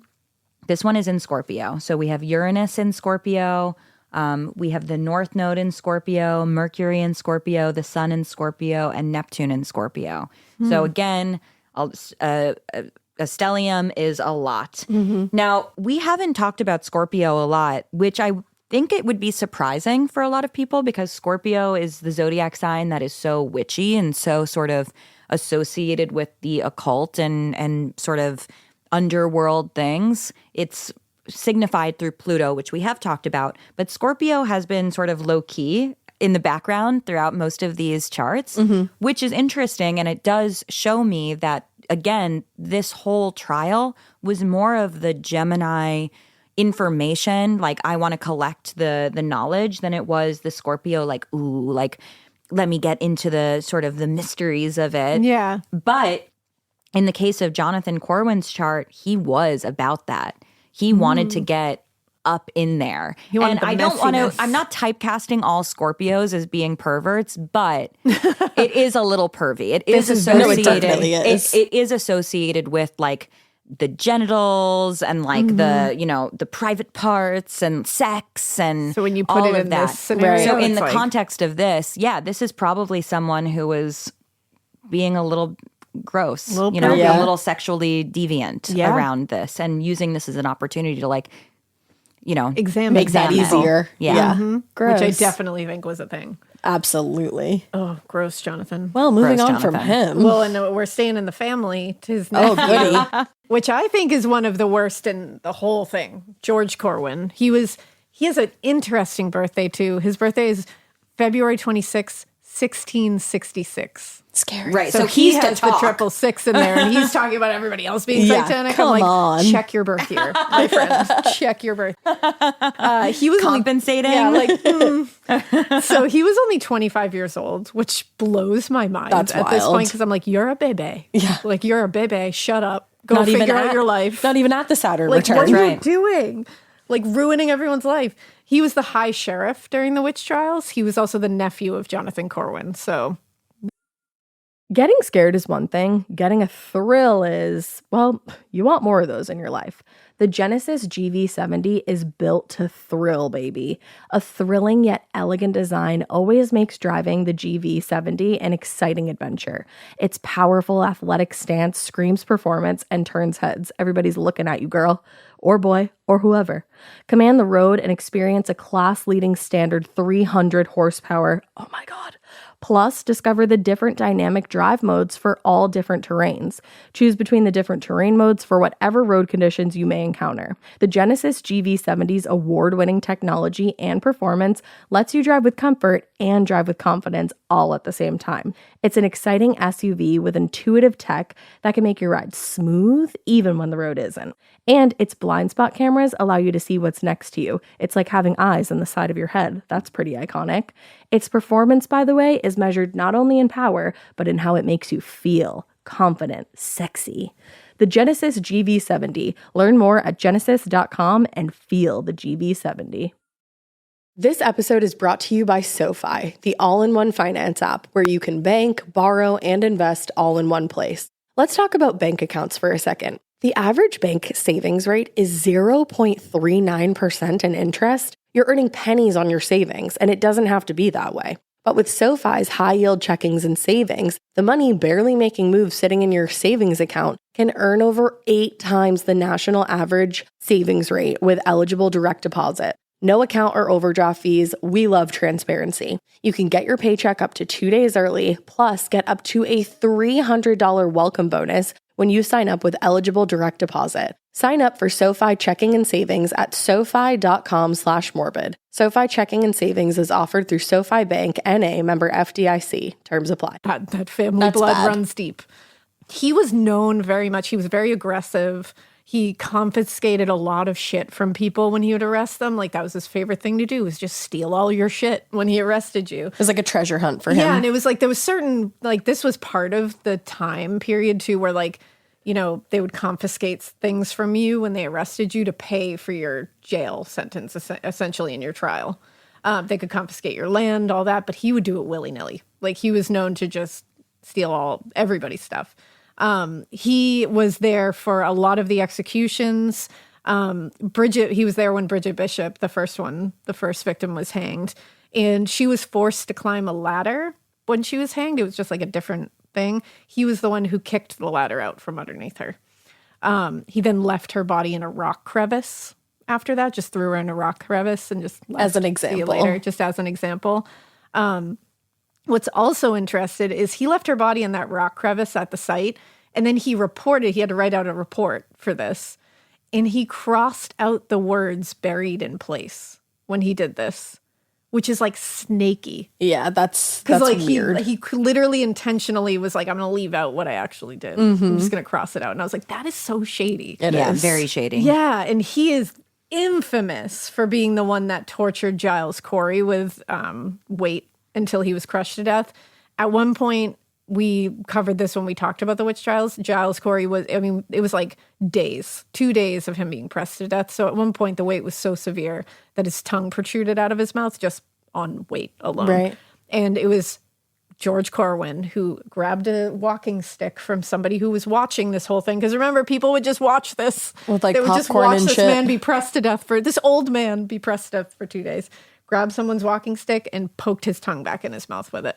Which to me is like ruthless as fuck. Like, Yeah, that's like just serial killer vibes. Yeah, totally. Yeah. But Giles Corey, as we know, did not enter a plea. He said, fuck y'all. And he didn't do it. And instead, he cursed George Corwin and all of Salem. Which worked. And he cursed so that we have seen. So George Corwin died of a heart attack at age 30, 5 years after this. And since 1692, Salem sheriffs have all died of heart conditions at very early ages or suffered from heart conditions at very early ages. And it only stopped after they moved the sheriff's department from the old jail. Right. Because before it was overlooking the... Yeah, it was like Was it the overlooking burial grounds? I believe, I'm not positive about that, but it was, I just know that it was Cahill is one of the sources that is his book is really good about this. He mentioned, he was one of the sheriffs, he mentioned that he suffered from heart issues when he was sheriff. And he's like, it is a curse. Like, It's no for real, one can- for real. And George Corwin had taken so much stuff from people when he was arresting them that a lien was actually placed on his body when he died, that it was not released back to his family to be buried until his family paid for his shit that They he had said, taken. back at ya. So he got his in the end for sure. But he's one of the worst. I would So say. what's he all about? So, it's interesting because he is a Pisces. And I think that would really surprise people because usually Pisces are considered to be, sort of like harmless, mystic, Feeling. sensitive, emotional, intense people. But in this case, this is why you have sort of, you really shouldn't be stereotyping the signs because there's so much dimensionality to them. He was born with the sun conjunct Jupiter in his chart. And we've talked about Jupiter making anything bigger and more expansive and sort of like larger than life. So the sun and Jupiter were in Pisces when he was born. And as we'll remember, during the Salem witch trials, Neptune was in Pisces. So it was almost like he was operating in this fantasy land himself. Like he sort of went with the he went with this mass hysteria and like ran with it as part of his identity. He was playing a role within this whole elaborate tragedy as someone as sort of like the boss, as the one who was ruthless, as the one who had no patience for witches, like he hated witches and would do anything to make sure that they were never coming back again. And it was also, it's interesting that he was pre-Saturn return. Right. To me, that also is very compelling. Yeah. It really shows that he was also trying to prove his manhood, Who he was. And there was this heavy compensating for being so young and having so much power. And it almost feels like it's a higher octave of how the girls were behaving at that time, It's like when you're that young and you have so much power and you're responsible for such brutality, it's like you have to kind of go all in. Yeah. You obviously commit. don't have to, and you shouldn't. But Listeners, these please kind don't of go all in. people But commit when they're going to do it. he committed Yeah. to that role that he was playing. And it was he was being sort of egged on by the hysteria, so much so that he thought he could get away with it, right? Like he thought he could get away with that kind of force. He thought he could get away with stealing all of these possessions. And obviously so young that didn't realize, like, actually, no. I'm going to get mine. When you die young Yeah. from this heart condition after this curse, because you were so bad that you have a curse on you now, that you're not even going to be regarded, there's going to be a lien on your body because people are going to recognize that you were a shithead. Yeah. They're going to be like, we're not even giving your body to your family. Yes. Right. Because it was actually completely out of line what you did. Yeah.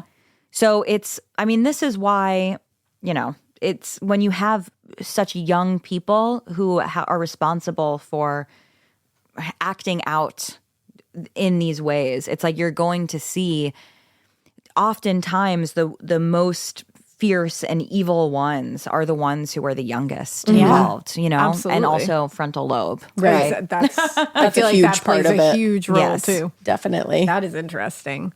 Another one that I'm interested. This is I'm just interested in this one because he's a little bit of an outlier.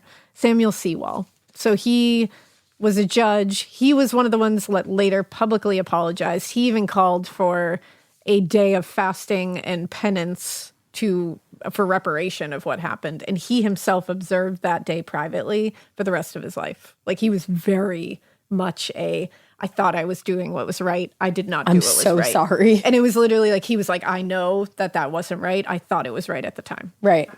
Yeah, and he's an Aries. We haven't talked about Aries yet.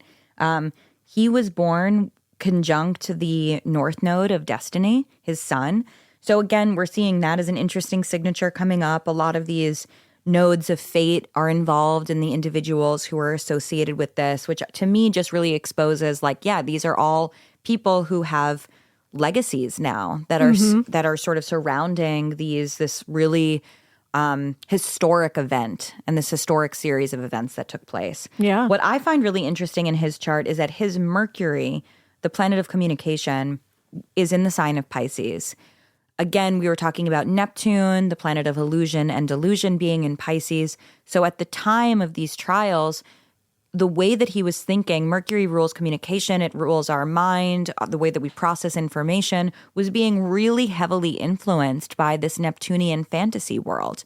So it's like, as this was going on and people were presenting all of this freaky spectral evidence, he was like, I guess so. Yeah. I guess it's real. I guess everybody's buying this. So. I guess these girls are coming in talking about people flying in through windows, like, whew, Something to it. Something like, this to is it. spooky. Something We're weird. just gonna go with it. And then after that transit had lifted, after he was no longer, as time went on and he had perspective and there was distance from what took place, as the chart sort of separated and opened up, as we saw, he then had more perspective to be like, whoa, I was under a spell. Yeah. And I think that he would have said something quite like that he himself was hypnotized by what had happened. Yeah. That like the real spell was happening in the judicial system. Right. And not Exactly. I mean, witches. it's so interesting because with all of these, we see the story of, of spells and witches and of persecution, and it's just all sort of not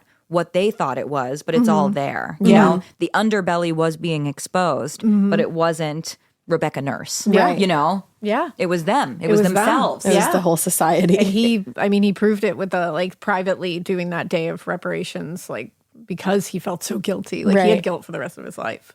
And he's one of the only ones who would admit that. Right. And he's Which the is only huge. Aries. And he's the only Aries. Yeah.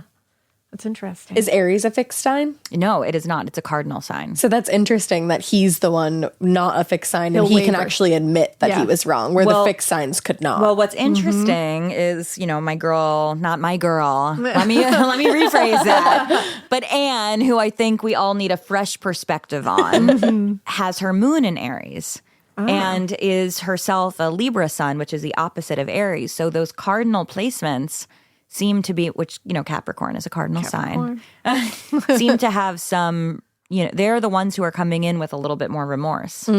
That's interesting. That does make sense. Well, Very and I think interesting. maybe we should round this out by talking about a couple of the victims that everybody probably knows the most. Yeah, definitely Giles Corey. Giles Corey. You gotta go Giles. We know that he was pressed to death because he wouldn't enter a plea. Because if you entered a plea, you could have your land taken away and all your belongings from George Corwin, essentially. So instead of allowing that to happen and leaving his family without anything, he decided not to. He had 2 days of being pressed to death. And the only thing he responded when George Corwin tried to get anything from him was more weight. And then he ended up dying. His curse was, "Damn you, Sheriff, I curse you and Salem." And that's the curse that seems to have gone all the way through. I think that worked. Yeah, I think so too. But he's one that everybody knows about. He was a wealthy farmer in the town. So, and he didn't have He wasn't super well liked. he had a moment, I would say. He had a reputation of being a little aggressive, a little violent, a little angry. He was charged with murdering his farmhand in 1676, so it's not like he was coming out of the scot-free. Yeah, not scot-free at all. He had a little comeuppance. He in had the some end blood out on of his this. hands, Yeah, he definitely. definitely did. But he was found guilty. He only got a fine for it. A lot of people were mad about that and thought he should have gotten more for that. And people think that might have played into him being accused. So he was born August 16th, 1611 in the UK. So we are back with a Leo. Back with a Leo. So, we had talked about the Leo as being, of the ego, right? We had mentioned that with one of the judges, is that when we have this Leo energy of this being sort of egoic, I have more, I know more, I could be higher than whoever. And I think that also, this is the only person in the Salem witch trials who was pressed to death. And this is also the only person who was I'm not going to play by your fucking rules. Yeah. Right. If you want to kill me, you're going to have to do it in this other way where you're going to have to Get creative. and also hang me it's with going to no be plea. disgusting. Yeah. It's going to be a really gross scene for Deal you with and all it. the villagers. So that's very Leo. To me. Change it up for me. Yeah, do it special for me. Mercury in Leo, Jupiter in Leo, Sun in Leo. So again, that Jupiter-Sun conjunction coming up as a signature here in a lot of these charts, which is just this larger than life energy. To me, it doesn't surprise me that there is, in his own way, if he was going to go down, he wanted to do it on his terms. Yeah.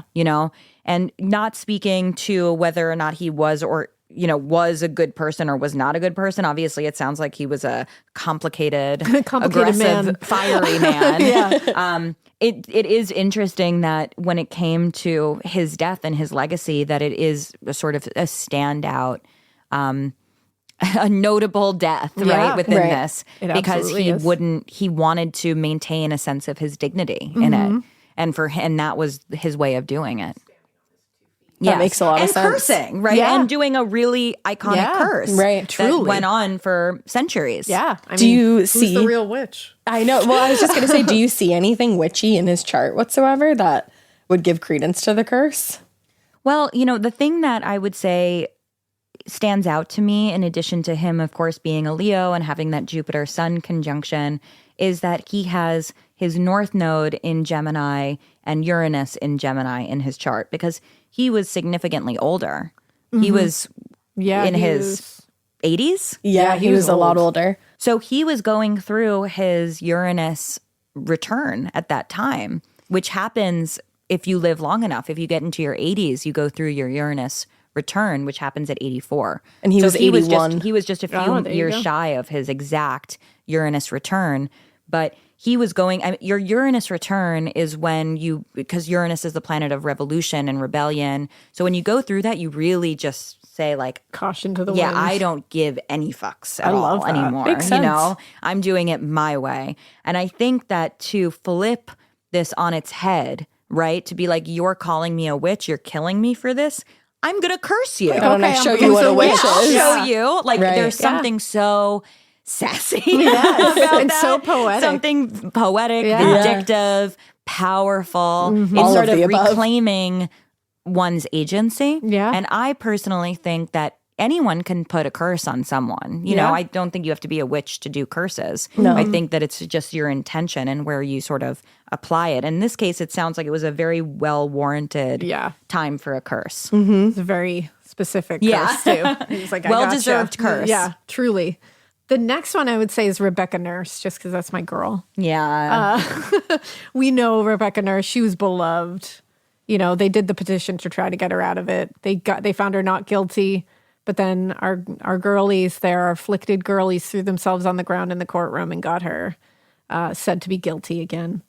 And actually, she was feuding with the Putnam family over border boundaries, which they think had a lot to do with it. And she also disapproved of the appointment of Samuel Parris as the new Puritan minister. So there was a lot of people that were not pleased with her, that were very powerful and happened to be accusers. I mean, what I noticed in this chart initially is that this woman was almost 100 years old. Oh my God. And she was like ailing too. She was born in 1598. So she was in her 90s. Yeah. And then getting wrapped up in all of this. Yeah. And the energy from that to me is so cautionary and is so a mirror, you know, when you have someone who is that old and ailing and who is so beloved within your community, and then you turn against this individual who is just like this helpless old woman. It's like, what are you really doing What's here? the What goal are here? we Yeah. what are we pulling? People right? love her. She was pious. She was like a church-going woman. She was doing everything they said they wanted everybody to do. And I think that some of the things that are interesting to me in this is that she was going through her Jupiter return. In fact, it was exact. Jupiter was in her chart in Gemini at 6 degrees. Wow. That's where the conjunction between Jupiter and Uranus happened. So to me, like, I have goosebumps because this woman was the symbol of, like, we have gone too far. Yep. Wow. Yeah. And this Absolutely. was it. Yeah, a lot Full of people stop. saw that too. Yeah. And I think that, you know, we have those two sort of events that took place, right? We have, or, you know, that May 27th date is really standout Yeah. to me in terms of when things went haywire. Mm-hmm. And then when Rebecca Nurse was accused and everything that we knew about this old 92-year-old woman was just like completely, you know, overlooked for the sake of hearsay. This was, and her Jupiter was right at that point of Jupiter-Uranus conjunction, which defines these witch trials. This was like the, what have you done? Yeah. You know, like, what are you actually doing here? What are you And trying how to do we get out go of from this? here? How do we Yes. go on from How do here? we go from here? Right. Because you did it, you know? Yeah. You executed Rebecca Nurse. Yeah, Great. like where do we So go what next? now? What now? Yeah. And like, and if you did this, then what else will you do? Right. Right. It's so No true. one is safe. That's my girl, Rebecca. I love her. Pour one out for That Rebecca. one kills. Pour one out for Rebecca. I mean, I Yeah. also think that like it's an interesting, you know, it's interesting that that breaking point was a 92-year-old woman. Mm-hmm. You know, it's interesting that that was sort of, because not the 4-year-old who was Yeah. in jail, but like this 92-year-old woman was enough for people to be like, wait, what? At least Yeah. start thinking like, wait a second. Yeah, Like something off is here. weird because Yeah. how could someone live 92 years and be such a, you know, a loving member of our community and participate so much and be someone that we all revere and respect, only to be a witch? Mm-hmm. Yeah. right. It's like this doesn't make This sense. doesn't make sense. And the flip flop of the trial, like finding her not guilty and then being like, oh, the Actually, girlies never are mind. angry. The Let's girlies, make her yeah, like, it's like, what are we doing? Right. What's going on? We're just giving into tantrums. Right. I think the last person we should focus on is somebody that probably everybody knows. We were talking about this earlier. The Crucible is going to come. It's the perfect place to end. It's John Proctor. I mean, why is he always hot and everything? It's John Proctor. You know him, you love him, you want to date him. Like, why do we just know? Like, he was a wealthy farmer, right? He was a wealthy farmer, so he's got that going with. He was also a very outspoken critic of the Salem witch trials from the jump. He got a little aggressive with it. He said he would whip or beat the afflicted girls. He didn't do it, but he would threaten to do it because he was so disgusted by them. Not great. His wife, Elizabeth Proctor, was arrested on charges of witchcraft. That's when they turned on him. He actually he recognized that this is mass hysteria and something's wrong here. Big time. He wrote a letter to the Boston clergy asking them to intervene and move the trials to Boston because he was like, it's not happening here. Like, Salem's losing their goddamn minds. Bring it to Boston. Bring some law. Bring it to Boston. We got to get a grip Bring in on that things. Boston logic. We'll figure it out. And the clergy actually was like, yeah, that seems to be the case. Yeah, It sounds seems like weird. Yeah. But when they answered, it was too late. He was already executed. So John the hottie, John the hot one. John the hot one of the whole trial is a Libra. A Libra. See, Yes. Look Mikie, at that there you go. redemption. for Libras. Exactly. So, Anne Putnam, a Libra. Yeah, John but John Proctor, a Proctor. Libra. Yeah. But also, I do think it's interesting that when we talk about the cardinal signs having this sort of interesting awareness of what's going on in this, they weren't in the mix. They weren't being as influenced by this mutable Gemini, Sag, Piscean energy, and or had this sort of stubbornness that we see with the fixed signs, right, throughout it. John Proctor, as a Libra, was sort of like, okay, like, what is fair here, right? Libra is the sign of the scales. It's associated with balance. It's associated with sort of harmony and equity. So we have this Libra sun coming in and being like, wait, none of this makes sense. This is not a fair system. This is not a fair trial. Like, we're not doing this. We're not approaching this correctly. Yeah, right. And I think that even though it's T that he said that he's going to whip the girls, like, I get where he's coming from with it. He was pissed, and he was also showing, like, they don't have that much power. Like, stop treating them like saints. These are Stop children. treating them like they are not anything more than children, right? Petulant Because I'm sure children. that in Puritan kids were being whipped all the time, Yeah, right? so they were like, do what we Definitely. always do. Exactly. Just So kick he's the shit like, out of the treat kid. them like kids. Yeah. Don't treat them like they are the ones who have all of this insight and who can dictate the fate of our community members. So in, saying something as sort of aggressive as that, I think that the message was like, let's get some logic back in Yeah, here. like Like, everybody. hello, like Mugatu, or am I taking crazy pills, So in the chart, it's an interesting chart in that we have a lot of sort of planets. There's a lot of clusters going on. So we don't have a stellium, but for instance, we have Pluto and Jupiter that are connected. We have Mars and Saturn that are connected. And I think that there is this sort of like this recognition of, this doesn't look like someone who is not strict to me.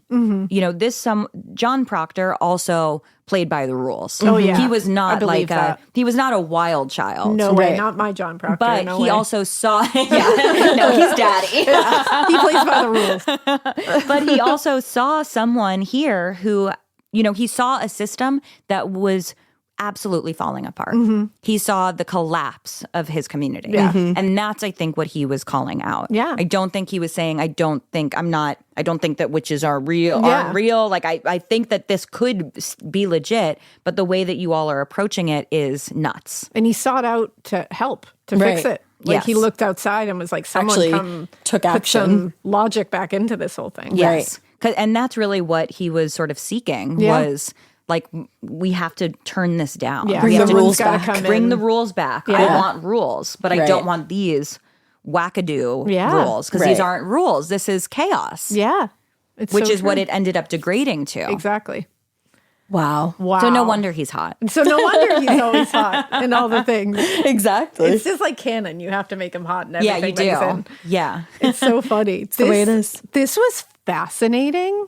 I could do this for like 18 hours. Like, I could just sit 100%. here and be like, and what about this person? Yeah, I mean it's so interesting, and I think that to bring it back to how we started, like all of these planets and all of these different placements didn't necessarily need to manifest like this. No. Right. But it's interesting to have the storyline and to know, who these individuals were, what these events were, how did this all take shape, and then how did the planets support that, know, and like how were they leaning into these different attributes? What mechanisms were And there often to send the them in worst certain ways. versions of them. Right. It's so true. And now with the sky looking so similar, what can we do I now? was going to say, everybody's got to everybody hold on tight and make good choices. Yeah, exactly. And I think that it's such a cautionary tale, and it continues to be a cautionary tale of mob mentality. Yes. Oh, yeah. Big time. and, Always. And what to do. And we constantly are battling this. We're constantly battling like mass cancellations of people and just like, all rumors and Social media. the swirling of social media. And to me, it's like, yeah, of course, Jupiter is in Gemini. Yeah, Of it makes course, sense. we have to navigate the same types of conditions. Wow. It's just that we're approaching it, we have different In a tools. different age. Yeah, in a different age. That makes so much sense. Instead of just meeting by like the town water pit. You're meeting on social media. Right, exactly. Talking about someone. Right. But like a mass cancellation without any evidence to back it up, to me feels Very like similar. watching, Giles Corey get pressed. Yeah, exactly. it feels really exactly does. like that. And who's sticking the tongue back in the mouth? Yeah. Like, don't be disgusting. Yeah, Yeah. don't be that person. Don't sticking yourself. the tongue back in the mouth. Yes, don't be and George stealing the Corwin. shit. Don't Never do be a that. George Corwin. Don't That's the do moral that. of this story. Never Never be a be George that. Corwin. Yeah. Maybe be somewhat of a Giles Proctor. Or not. I Giles just morphed Proctor. them together. Yeah. Be your own character. Exactly. Be the good parts of There you Giles go. and the good parts of Giles. I meant to do that. I felt it. That was on purpose. It was. It was. Make up your own name. Be Bartholomew. Be your own self. Be like Cotton Barney. increase mather. How about that? I like it. No, this was so much fun. I want to do this again with you. It was Yes. amazing. Anytime. Oh, this was so Anytime. fun. Thank you. Your resident weirdo astrologer. Oh my God, yay. You're hired. For everybody else listening, tell us where we can find your new show, Horoscope Weekly. So check out my new show, Horoscope Weekly. It's out every Monday, and we get into what is going on that week. And maybe we'll touch on 1692 as well. You never know. Awesome. And you can listen wherever you listen to your podcasts. Amazing. Yay, I'm listening. Oh, Like, I'm it's- listening I'm so immediately. excited. I'm getting in the car and listening on my way Yes, home. Immediately. And where can we follow you on socials and find all your books? I am at Aliza Kelly everywhere. That's AlizaKelly. And you can find my books wherever you find books. Great. Oh, yeah. Go get books. Wherever you read. Go find all the books. Go get the books. Amazing. Well, guys, we hope you keep listening. And we hope you Keep it. weird, but not so weird as everybody else in the Salem witch trials. Don't be George Corwin. No. Don't be Don't George do that. Corwin. Or Jonathan, really. Yeah, and don't be Giles Corey, I guess. Or no, Giles Proctor. See, now I'm wrong. I gotta go, I gotta go, guys. Be your own person. okay? Exactly. Be your own person. Goodbye.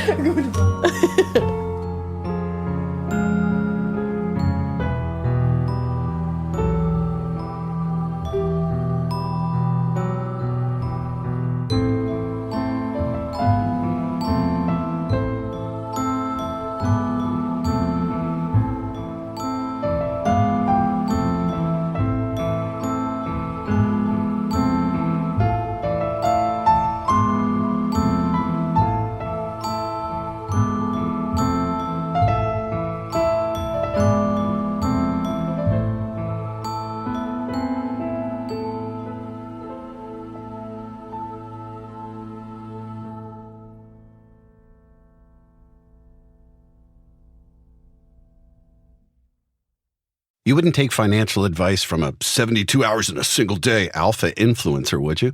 Same goes if you're in a car accident or any accident. Who you choose matters. That's why Morgan & Morgan exists. They're the largest injury law firm in America, and they've built a reputation by actually winning cases, not just talking about it. Over 1,000 lawyers across all 50 states and $30 billion recovered.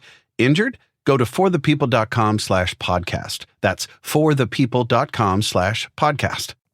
Hey, listeners, I'm Ash. And I'm Alaina. And we are so excited to have joined the Sirius XM family.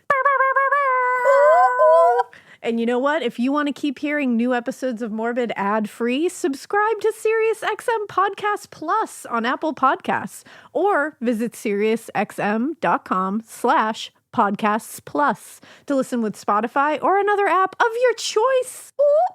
Let's go.